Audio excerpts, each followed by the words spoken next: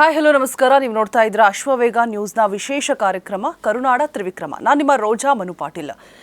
November 1 ಮಾತ್ರ ನಮಗೆ ಕನ್ನಡ ರಾಜ್ಯೋತ್ಸವ ಅಲ್ವೇ ಅಲ್ಲ, ಪ್ರತಿದಿನ, ಪ್ರತಿ ಕ್ಷಣ, ಪ್ರತಿ ಘಳಿಗೆ ಕೂಡ. ಸೊ ನಾನು ಯಾಕೆ ಇವತ್ತು ಈ ಮಾತನ್ನು ಹೇಳ್ತಿದ್ದೀನಿ ಅಂತ ಹೇಳಿದ್ರೆ, ನನ್ನ ಜೊತೆಗೆ ಇವತ್ತು ತುಂಬ ಸ್ಪೆಷಲ್ ಗೆಸ್ಟ್ ಇದ್ದಾರೆ. ಕರುನಾಡ ಕಣ್ಮಣಿ, ಕನ್ನಡದ ಕಂದ ಅಂತಲೇ ಹೇಳ್ಬೋದು. ಇವರು ದಡ್ಡ ಅಂದ್ಕೊಂಡೆ ಕನ್ನಡ ಚಿತ್ರರಂಗಕ್ಕೆ ಎಂಟ್ರಿಯನ್ನು ಕೊಟ್ಟರು.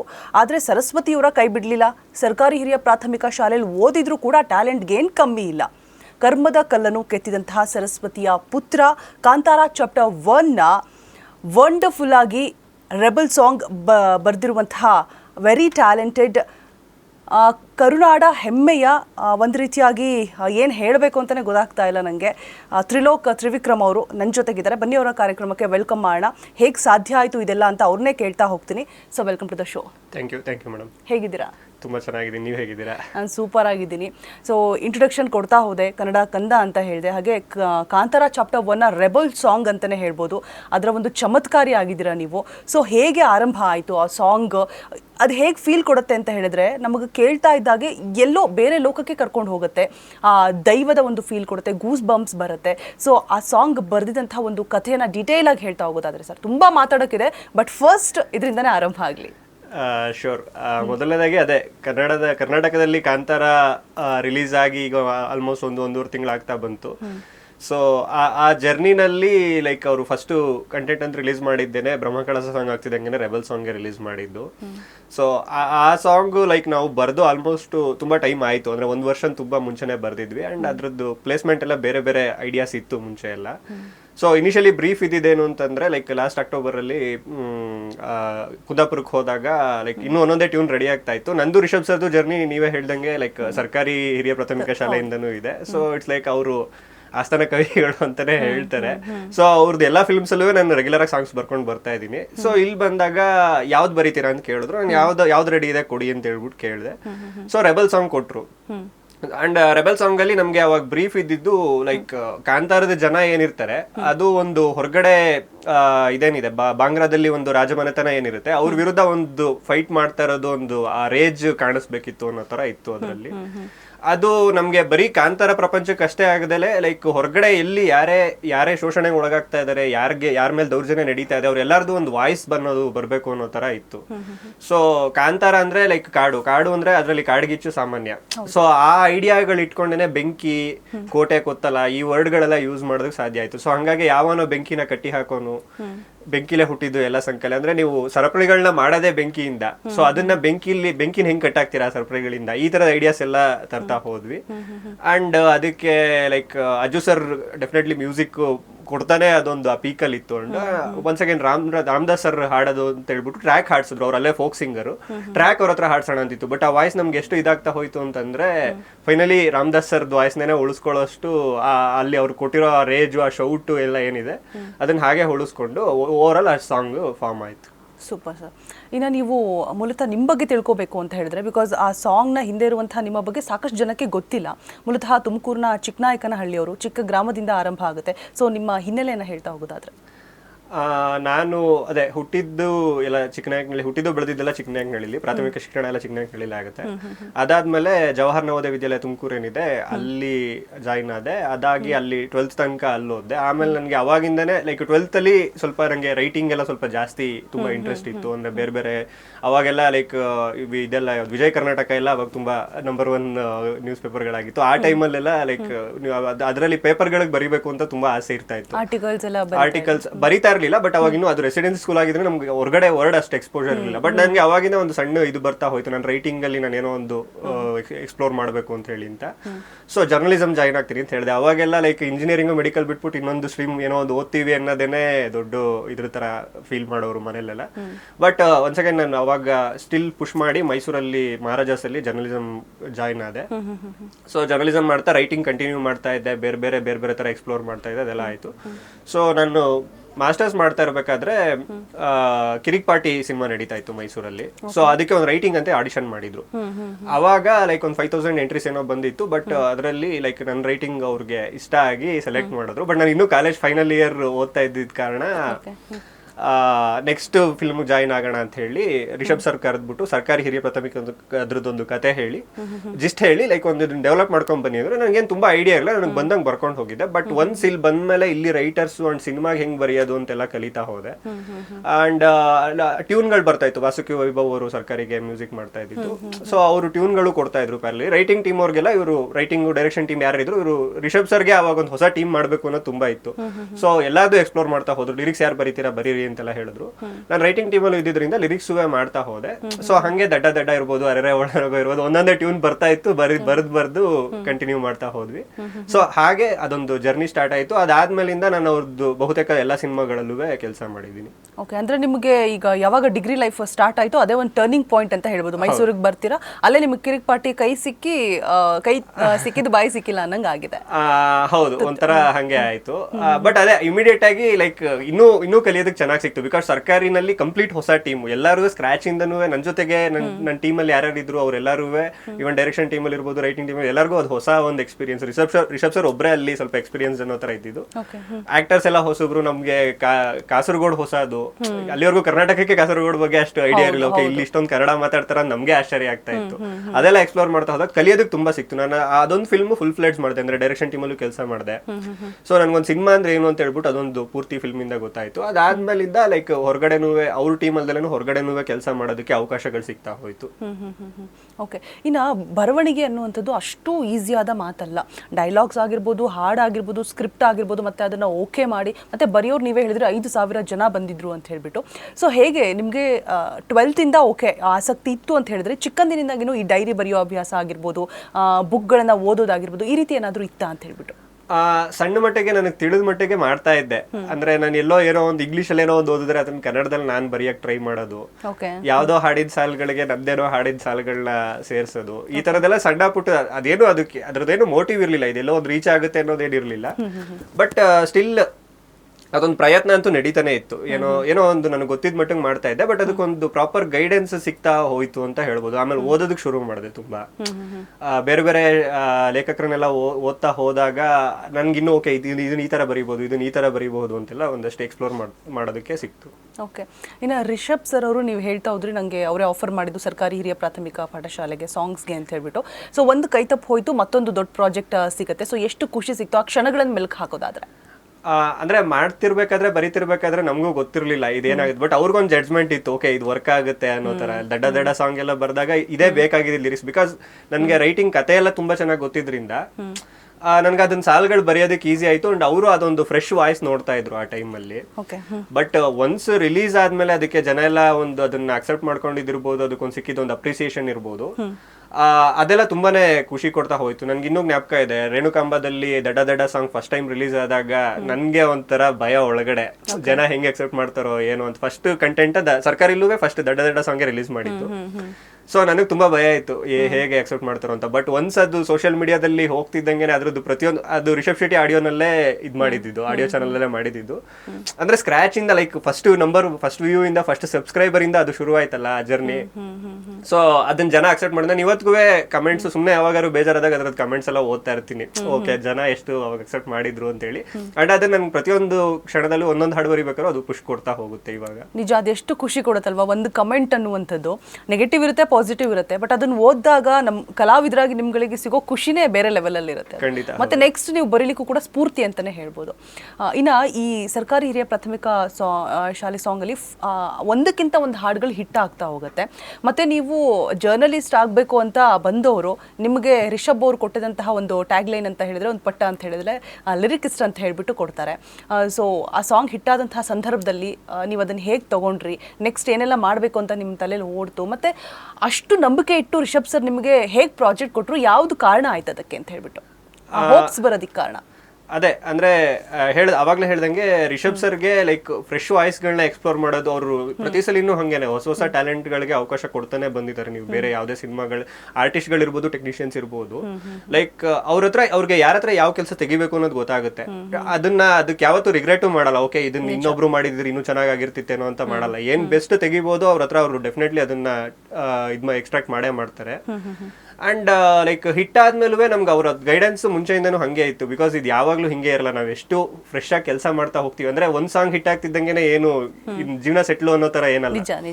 ಆ ಪ್ರೋಸೆಸ್ ಇದಕ್ಕೆ ಎಷ್ಟು ಹಾರ್ಡ್ ವರ್ಕ್ ಮಾಡಿರ್ತೀವಿ, ಪ್ರತಿಯೊಂದು ಕೆಲ್ಸಕ್ಕೂ ಪ್ರತಿಯೊಂದು ಹಾಡ್ನೂ ನಮ್ದು ಮೊದಲನೇ ಹಾಡು ಅನ್ನೋ ತರನೇ ಬರೀಬೇಕು. ಈ ತರದ್ದೆಲ್ಲ ಅವ್ರ ಜೊತೆ ಅವ್ರ ಸುತ್ತಮುತ್ತ ಇದ್ದಾಗ ಅದೊಂದು ಗೈಡೆನ್ಸ್ ಸಿಗ್ತಾ ಹೋಯ್ತು ಚೆನ್ನಾಗಿ. ಸೊ ಅದು ಅಂಡ್ ಅಲ್ಲಿ ಇದ್ದ ಟೀಮು ಅಷ್ಟೇ ಸಪೋರ್ಟಿವ್ ಆಗಿತ್ತು.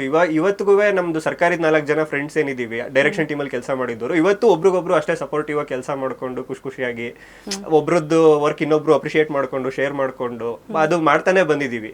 ಅಂಡ್ ನಮ್ಗೆ ಅವಾಗ ಫೀಡ್ಬ್ಯಾಕ್ಗಳು ಅಷ್ಟೇ ಚೆನ್ನಾಗಿ ಸಿಗ್ತಾ ಹೋಗುತ್ತೆ. ಎಲ್ಲರಿಗೂ ಒಂದು ಪಾಸಿಟಿವ್ ನೋಟಲ್ಲೇ ಹೇಳ್ತಾರೆ. ಅಂದ್ರೆ ತಪ್ಪಿದ್ರು ಅದನ್ನ ಇವ್ರದ್ದು ಹೇಳ್ಬಿಡೋಣ, ಏನೋ ನಮ್ಗೇನಾಗ್ಬೇಕು ಅನ್ನೋ ತರ ಇಲ್ಲ, ತಪ್ಪಿದ್ರು ಅದನ್ನ ತಿದ್ದಿ ಅದಕ್ಕೆ ಏನ್ ಮಾಡ್ಬೋದು, ಸೊಲ್ಯೂಷನ್ ಏನ್ ಮಾಡ್ಬೋದು, ಆ ಇದ್ರಲ್ಲೇನೆ ಸಿನಿಮಾಗಳು ಮಾಡ್ಕೊಂಡು ಬಂದಿದೀವಿ ಮೊದಲಿಂದನೂ. ಓಕೆ, ಇನ್ನು ಈ ಸಾಂಗ್ ಬರೆಯೋದಕ್ಕೆ ಅಂತ ಕೂತಾಗ ಎಷ್ಟೋ ಬರೆದಂತಹ ಹಾಳೆಗಳು ಡಸ್ಟ್ಬಿನ್ಗೆ ಹೋಗುತ್ತೆ. ಸೊ ನಿಮಗೆ ಈ ಸಿನಿಮಾದಲ್ಲಿ ಬೇಗ ಮುಗಿಸಿದ್ನಪ್ಪ ಈ ಸಾಂಗ್ನ ಅಂತ ಹೇಳಿದ್ರೆ ಅದು ಯಾವುದು, ಮತ್ತು ಯಾಕಷ್ಟು ಬೇಗ ಮುಗೀತು? ತುಂಬ ಲೇಟ್ ಆಯಿತು, ಮುಗಿತಾನೇ ಇಲ್ಲಪ್ಪ ಈ ಸಾಂಗು ಅಂತಂದರೆ ಅದು ಯಾವುದು? ಆ ಎಕ್ಸ್ಪೀರಿಯನ್ಸ್ ಶೇರ್ ಮಾಡೋದಾದರೆ. ತುಂಬಾ ಮುಗಿತಾನೆ ಇಲ್ಲ ಅಂತ ಹೇಳೋದ್ರಿಂದ ಶುರು ಮಾಡ್ತೀನಿ. ಬಿಕಾಸ್ ಏನಕ್ಕೆ ಅಂತಂದ್ರೆ ಒಂದ್ ಸಾಂಗ್ ಒಂದ್ ವರ್ಷನ್ ಬರೆದ್ ಬಿಡ್ತೀವಿ, ಆಮೇಲೆ ಕೆಲವು ಸಲ ನಮಗೂ ಅನ್ಸುತ್ತೆ ಇದು ಇನ್ನೂ ಏನೋ ಬರೀಬಹುದು, ಇದ್ರಲ್ಲಿ ಇನ್ನೂ ಎಕ್ಸ್ಪ್ಲೋರ್ ಮಾಡೋದಕ್ಕೆ. ಅಂದ್ರೆ ಟೈಮ್ ಜಾಸ್ತಿ ಇದ್ದಷ್ಟು ಏನಾಗುತ್ತೆ ಅದನ್ನ ಡೆವಲಪ್ ಮಾಡ್ತಾನೆ ಹೋಗ್ತೀವಿ. ಇನ್ನೂ ಯಾವ್ದೋ ಒಂದ್ ಲೈನ್ ತಿದ್ದಿದ್ರೆ ಇನ್ನೇನೋ ಒಂದು ಹೊಸ ಮೀನಿಂಗ್ ಬಂದ್ಬಿಡುತ್ತೆ, ಅವ್ರಿಗೇನೋ ಒಂದು ಸ್ಯಾಟಿಸ್ಫ್ಯಾಕ್ಷನ್ ಇರಲ್ಲ ಕೆಲಸ. ಅಂದ್ರೆ ಟೈಮ್ ಎಷ್ಟಿದೆ ಅನ್ನೋದ್ರ ಮೇಲೆ ಇಂಪಾರ್ಟೆಂಟ್ ಆಗುತ್ತೆ. ತುಂಬಾ ಟೈಮ್ ಇದ್ದಾಗ ಅದನ್ನ ಓಕೆ ಮಾಡಿ ಹಂಗೆ ಇಟ್ಬಿಡೋದು ಕಮ್ಮಿ, ಇದಾಗೋಗಿದೆ ಇದು ಕೆಲಸ ಮುಗೀತು ಅನ್ನೋ ತರದ್ ಕಮ್ಮಿ. ಅದಿದೆ ಅಂತಂದಾಗ ಓಕೆ ಇನ್ನೊಂದ್ 2 ಲೈನ್ ಏನೋ ಬೆಟರ್ ಮಾಡೋಣ ಅನ್ನೋದು ಕೆಲವು ಸಲ ಇರುತ್ತೆ. ಅದು ಕೆಲವು ಸಲ ಅವ್ರದ್ದು ಇನ್ಪುಟ್ಸ್ ಇರುತ್ತೆ. ಕೆಲವು ಸಲ ಮ್ಯೂಸಿಕ್ ಡೈರೆಕ್ಟರ್ಗಳು ಏನೋ ಒಂದು ಹೊಸದು ಕೊಡ್ತಾರೆ, ಇಲ್ಲ ಈ ತರ ಏನೋ ಮಾಡೋಣ ಅಂತ ಹೇಳಿ ಅಂತ. ಸೊ ಆ ತರ ಲೈಕ್ ತಿಂಗಳಾನ್ಗಟ್ಲೆ ಬರ್ದಿದ್ದ ಸಾಂಗ್ಗಳು ತುಂಬಾ ಇದೆ. ತಿಂಗಳಾನ್ಗಟ್ಲೆ ಸ್ಟ್ರೆಚ್ ಅಲ್ಲಿ 2 ಲೈನ್ ಮಾತ್ರ ಉಳಿಸ್ಕೊಂಡು 2 ಲೈನ್ಗೋಸ್ಕರ ತುಂಬಾ ತಿದ್ದಿರೋದು ಅದೆಲ್ಲ ಇದೆ. ತುಂಬಾ ಬೇಗ ಬರ್ದಿದ್ದು ಅಂದ್ರೆ ಕರ್ಮದ ಕಲ್ಲನ್ನು ಬರ್ದೆ. ಬಿಕಾಸ್ ಅದು ಹೇಳ್ದಂಗೆ ತುಂಬಾ ಟೈಮ್ ಇರ್ಲಿಲ್ಲ ಅಲ್ಲಿ. ಲೈಕ್ ನನ್ಗೆ 2 ದಿನದಲ್ಲಿ ಬರೀಬೇಕಿತ್ತು. ಸೊ ನಾನು ಓವರ್ ನೈಟ್ ಕುತ್ಕೊಂಡು ಬರ್ದೆ ಅದನ್ನ. ಅದಲ್ದಲೆ ಆಚಾರಂಡ್ಕೋ ಅಂತ ಒಂದು ಸಿನಿಮಾಗೆ ಸಾಂಗ್ಸ್ ಬರ್ದಿದೀನಿ.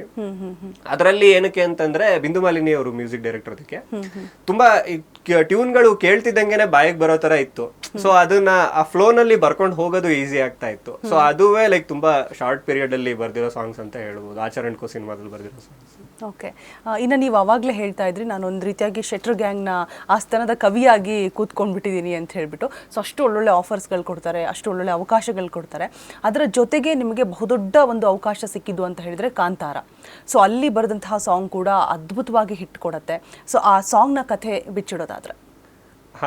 ಓಕೆ, ಕರ್ಮದ ಕಲ್ಲನ್ನು ಲೈಕ್ 22 ಕಾಂತಾರ ಏನ್ ಬಂತು ಅದ್ರಲ್ಲಿ ಲೈಕ್ ಇತ್ತು ಮುಂಚೆಯಿಂದ. ಅಲ್ಲೂ ಸೇಮ್ ಹಂಗೆ ಆಯ್ತು. ಅಂದ್ರೆ ಲೈಕ್ ಟ್ಯೂನ್ ಆದಂಗ್ ಕಳಿಸ್ತಾ ಇದ್ರು. ಅದು ಬೇರೆ ಬೇರೆ ಕಾರಣಗಳಿಂದ ಲೈಕ್ ಬರ್ದಿದ್ದು ಅದನ್ನ ಒಂದ್ ಸಾಂಗ್ ಇನ್ನೊಂದು ಆಗಿತ್ತು, ಅದನ್ನ ಶೂಟ್ ಮಾಡಕ್ಕಾಗಿಲ್ಲ, ಏನೋ ಈ ತರದ್ದೆಲ್ಲ ಆಗ್ತಾ ಇತ್ತು.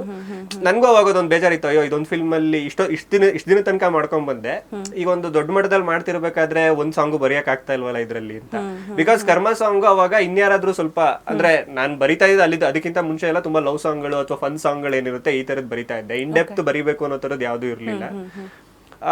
ಯಾರಾದ್ರೂ ದೊಡ್ಡವ್ರ ಹತ್ರ ಯಾರತ್ರನಾದ್ರು ಬರ್ಸೋಣ ಇದನ್ನ, ಅಂದ್ರೆ ಆಲ್ರೆಡಿ ತುಂಬಾ ಚಾಲ್ತಿಯಲ್ಲಿ ಇದ್ದಿದ್ದ ಲಿರಿಸಿಸ್ಟ್ಗಳ ಹತ್ರ ಅದು ಒಂದು ಆಳವಾಗಿ ಬರೆಯೋರ ಹತ್ರ ಯಾರತ್ರನಾದ್ರು ಬರ್ಸೋಣ ಅನ್ನೋ ತರ ಸರ್ ಒಂದ್ಸಲಿ ಹೇಳಿದ್ರು. ಸೊ ಅದಾಯ್ತು. ಬಟ್ ಒಂದ್ ಪಾಯಿಂಟ್ ಅಲ್ಲಿ ಒಂದಿನ ಬೆಳಗ್ಗೆನೆ ಕಾಲ್ ಮಾಡಿ ಟ್ಯೂನ್ ಕಳ್ಸಿದೀನಿ ಕೇಳಿದ್ರು. ನಾನು ಮತ್ತೆ ಇನ್ನೊಂದು ಲವ್ ಸಾಂಗ್ ಕಳ್ಸಿದಾರೆ ಅನ್ಕೊಂಡ್ ಕೇಳಿದ್ರೆ ಈ ಸಾಂಗ್ ಇತ್ತು.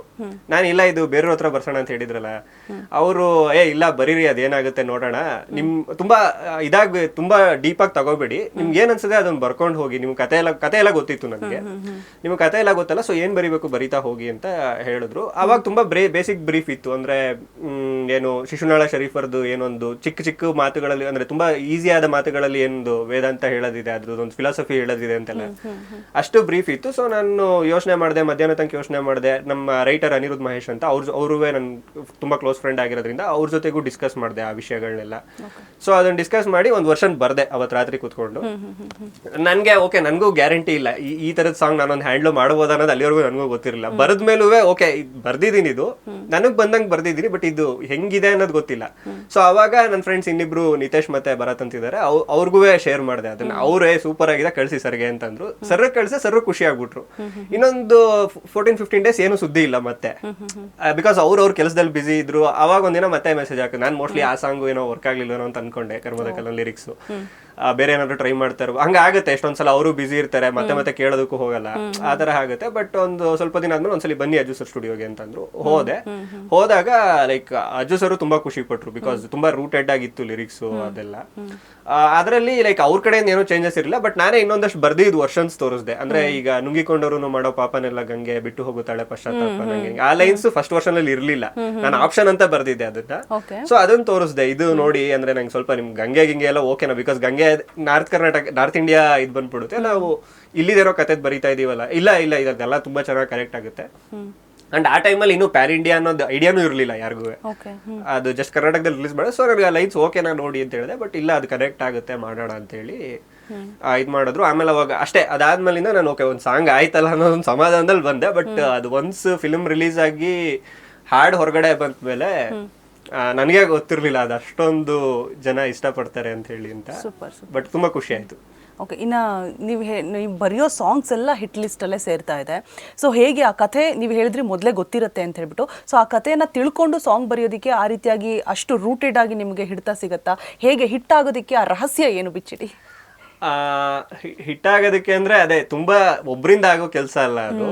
ಅಂದ್ರೆ ಈಗ ಎಷ್ಟೊಂದು ನಾನು ಒಳ್ಳೆ ಲೈನ್ಸ್ ಬರೆದ್ರು ಅಲ್ಲಿ ಇನ್ನೊಂದೇನೋ ಒಂದು ಆಗ್ಬೇಕು. ಕೆಲವು ಸರಿ ನಾನು ಒಳ್ಳೆ ಲೈನ್ಸ್ ಬರೆದಿಲ್ದಿದ್ದಾಗ್ಲೂ ಸಾಂಗ್ಗಳು ಅದು ಮ್ಯೂಸಿಕ್ ಇಂದನೋ ಅಥವಾ ಒಂದು ಬರೋ ಮಧ್ಯದಲ್ಲಿ ಒಂದು ಟ್ಯೂನ್ ಇಂದಾನೆ ಎಷ್ಟೊಂದು ಸಾಂಗ್ಗಳು ಹಿಟ್ ಆಗೋದು ಇವತ್ತು ನೋಡ್ತಾ ಇರ್ತೀವಿ. ಅದು ಒಬ್ರಿಂದ ಆಗೋ ಕೆಲಸ ಅಲ್ಲ, ಎಲ್ಲರಿಂದನೂ ಆಗ್ಬೇಕು. ಬಟ್ ನನ್ನ ಪಾರ್ಟ್ ಏನಂತಂದ್ರೆ, ನಾನು ಆದಷ್ಟು ಲೈಕ್ ಡೈರೆಕ್ಟರ್ಗೆ ಏನ್ ಬೇಕು ಅನ್ನೋದನ್ನು ಕೊಡಬೇಕು, ಅಂಡ್ ಮ್ಯೂಸಿಕ್ ಡೈರೆಕ್ಟರ್ಗೆ ಆ ಮೀಟ್ರಿಗೂ ನೀಟಾಗಿ ಕೂಡಿಸ್ಕೊಡ್ಬೇಕು. ನಾನೇನೋ ಪದಗಳು ಬರ್ದು ಅಲ್ಲಿ ಮೀಟ್ರ್ ಕೂರ್ತಾ ಇಲ್ಲ ಅಂದ್ರೂ ತಪ್ಪಾಗುತ್ತೆ. ಅಟ್ ದ ಸೇಮ್ ಟೈಮ್ ಒಂದು ಜನರಿಗೂ ಕನೆಕ್ಟ್ ಆಗೋಂತ ಒಂದು ಅಂಶನ ಅದ್ರಲ್ಲಿ ಏನೋ ಒಂದು ಅದನ್ನ ಪ್ಲೇಸ್ ಮಾಡಬೇಕು. ಬಿಕಾಸ್ ಬರೀ ಕತೆಗೋಸ್ಕರ ಆದ್ರೆ ಬರೀ ಕತೆಗೆ ಮಾತ್ರ ಸೀಮಿತ ಆಗ್ಬಿಡುತ್ತೆ.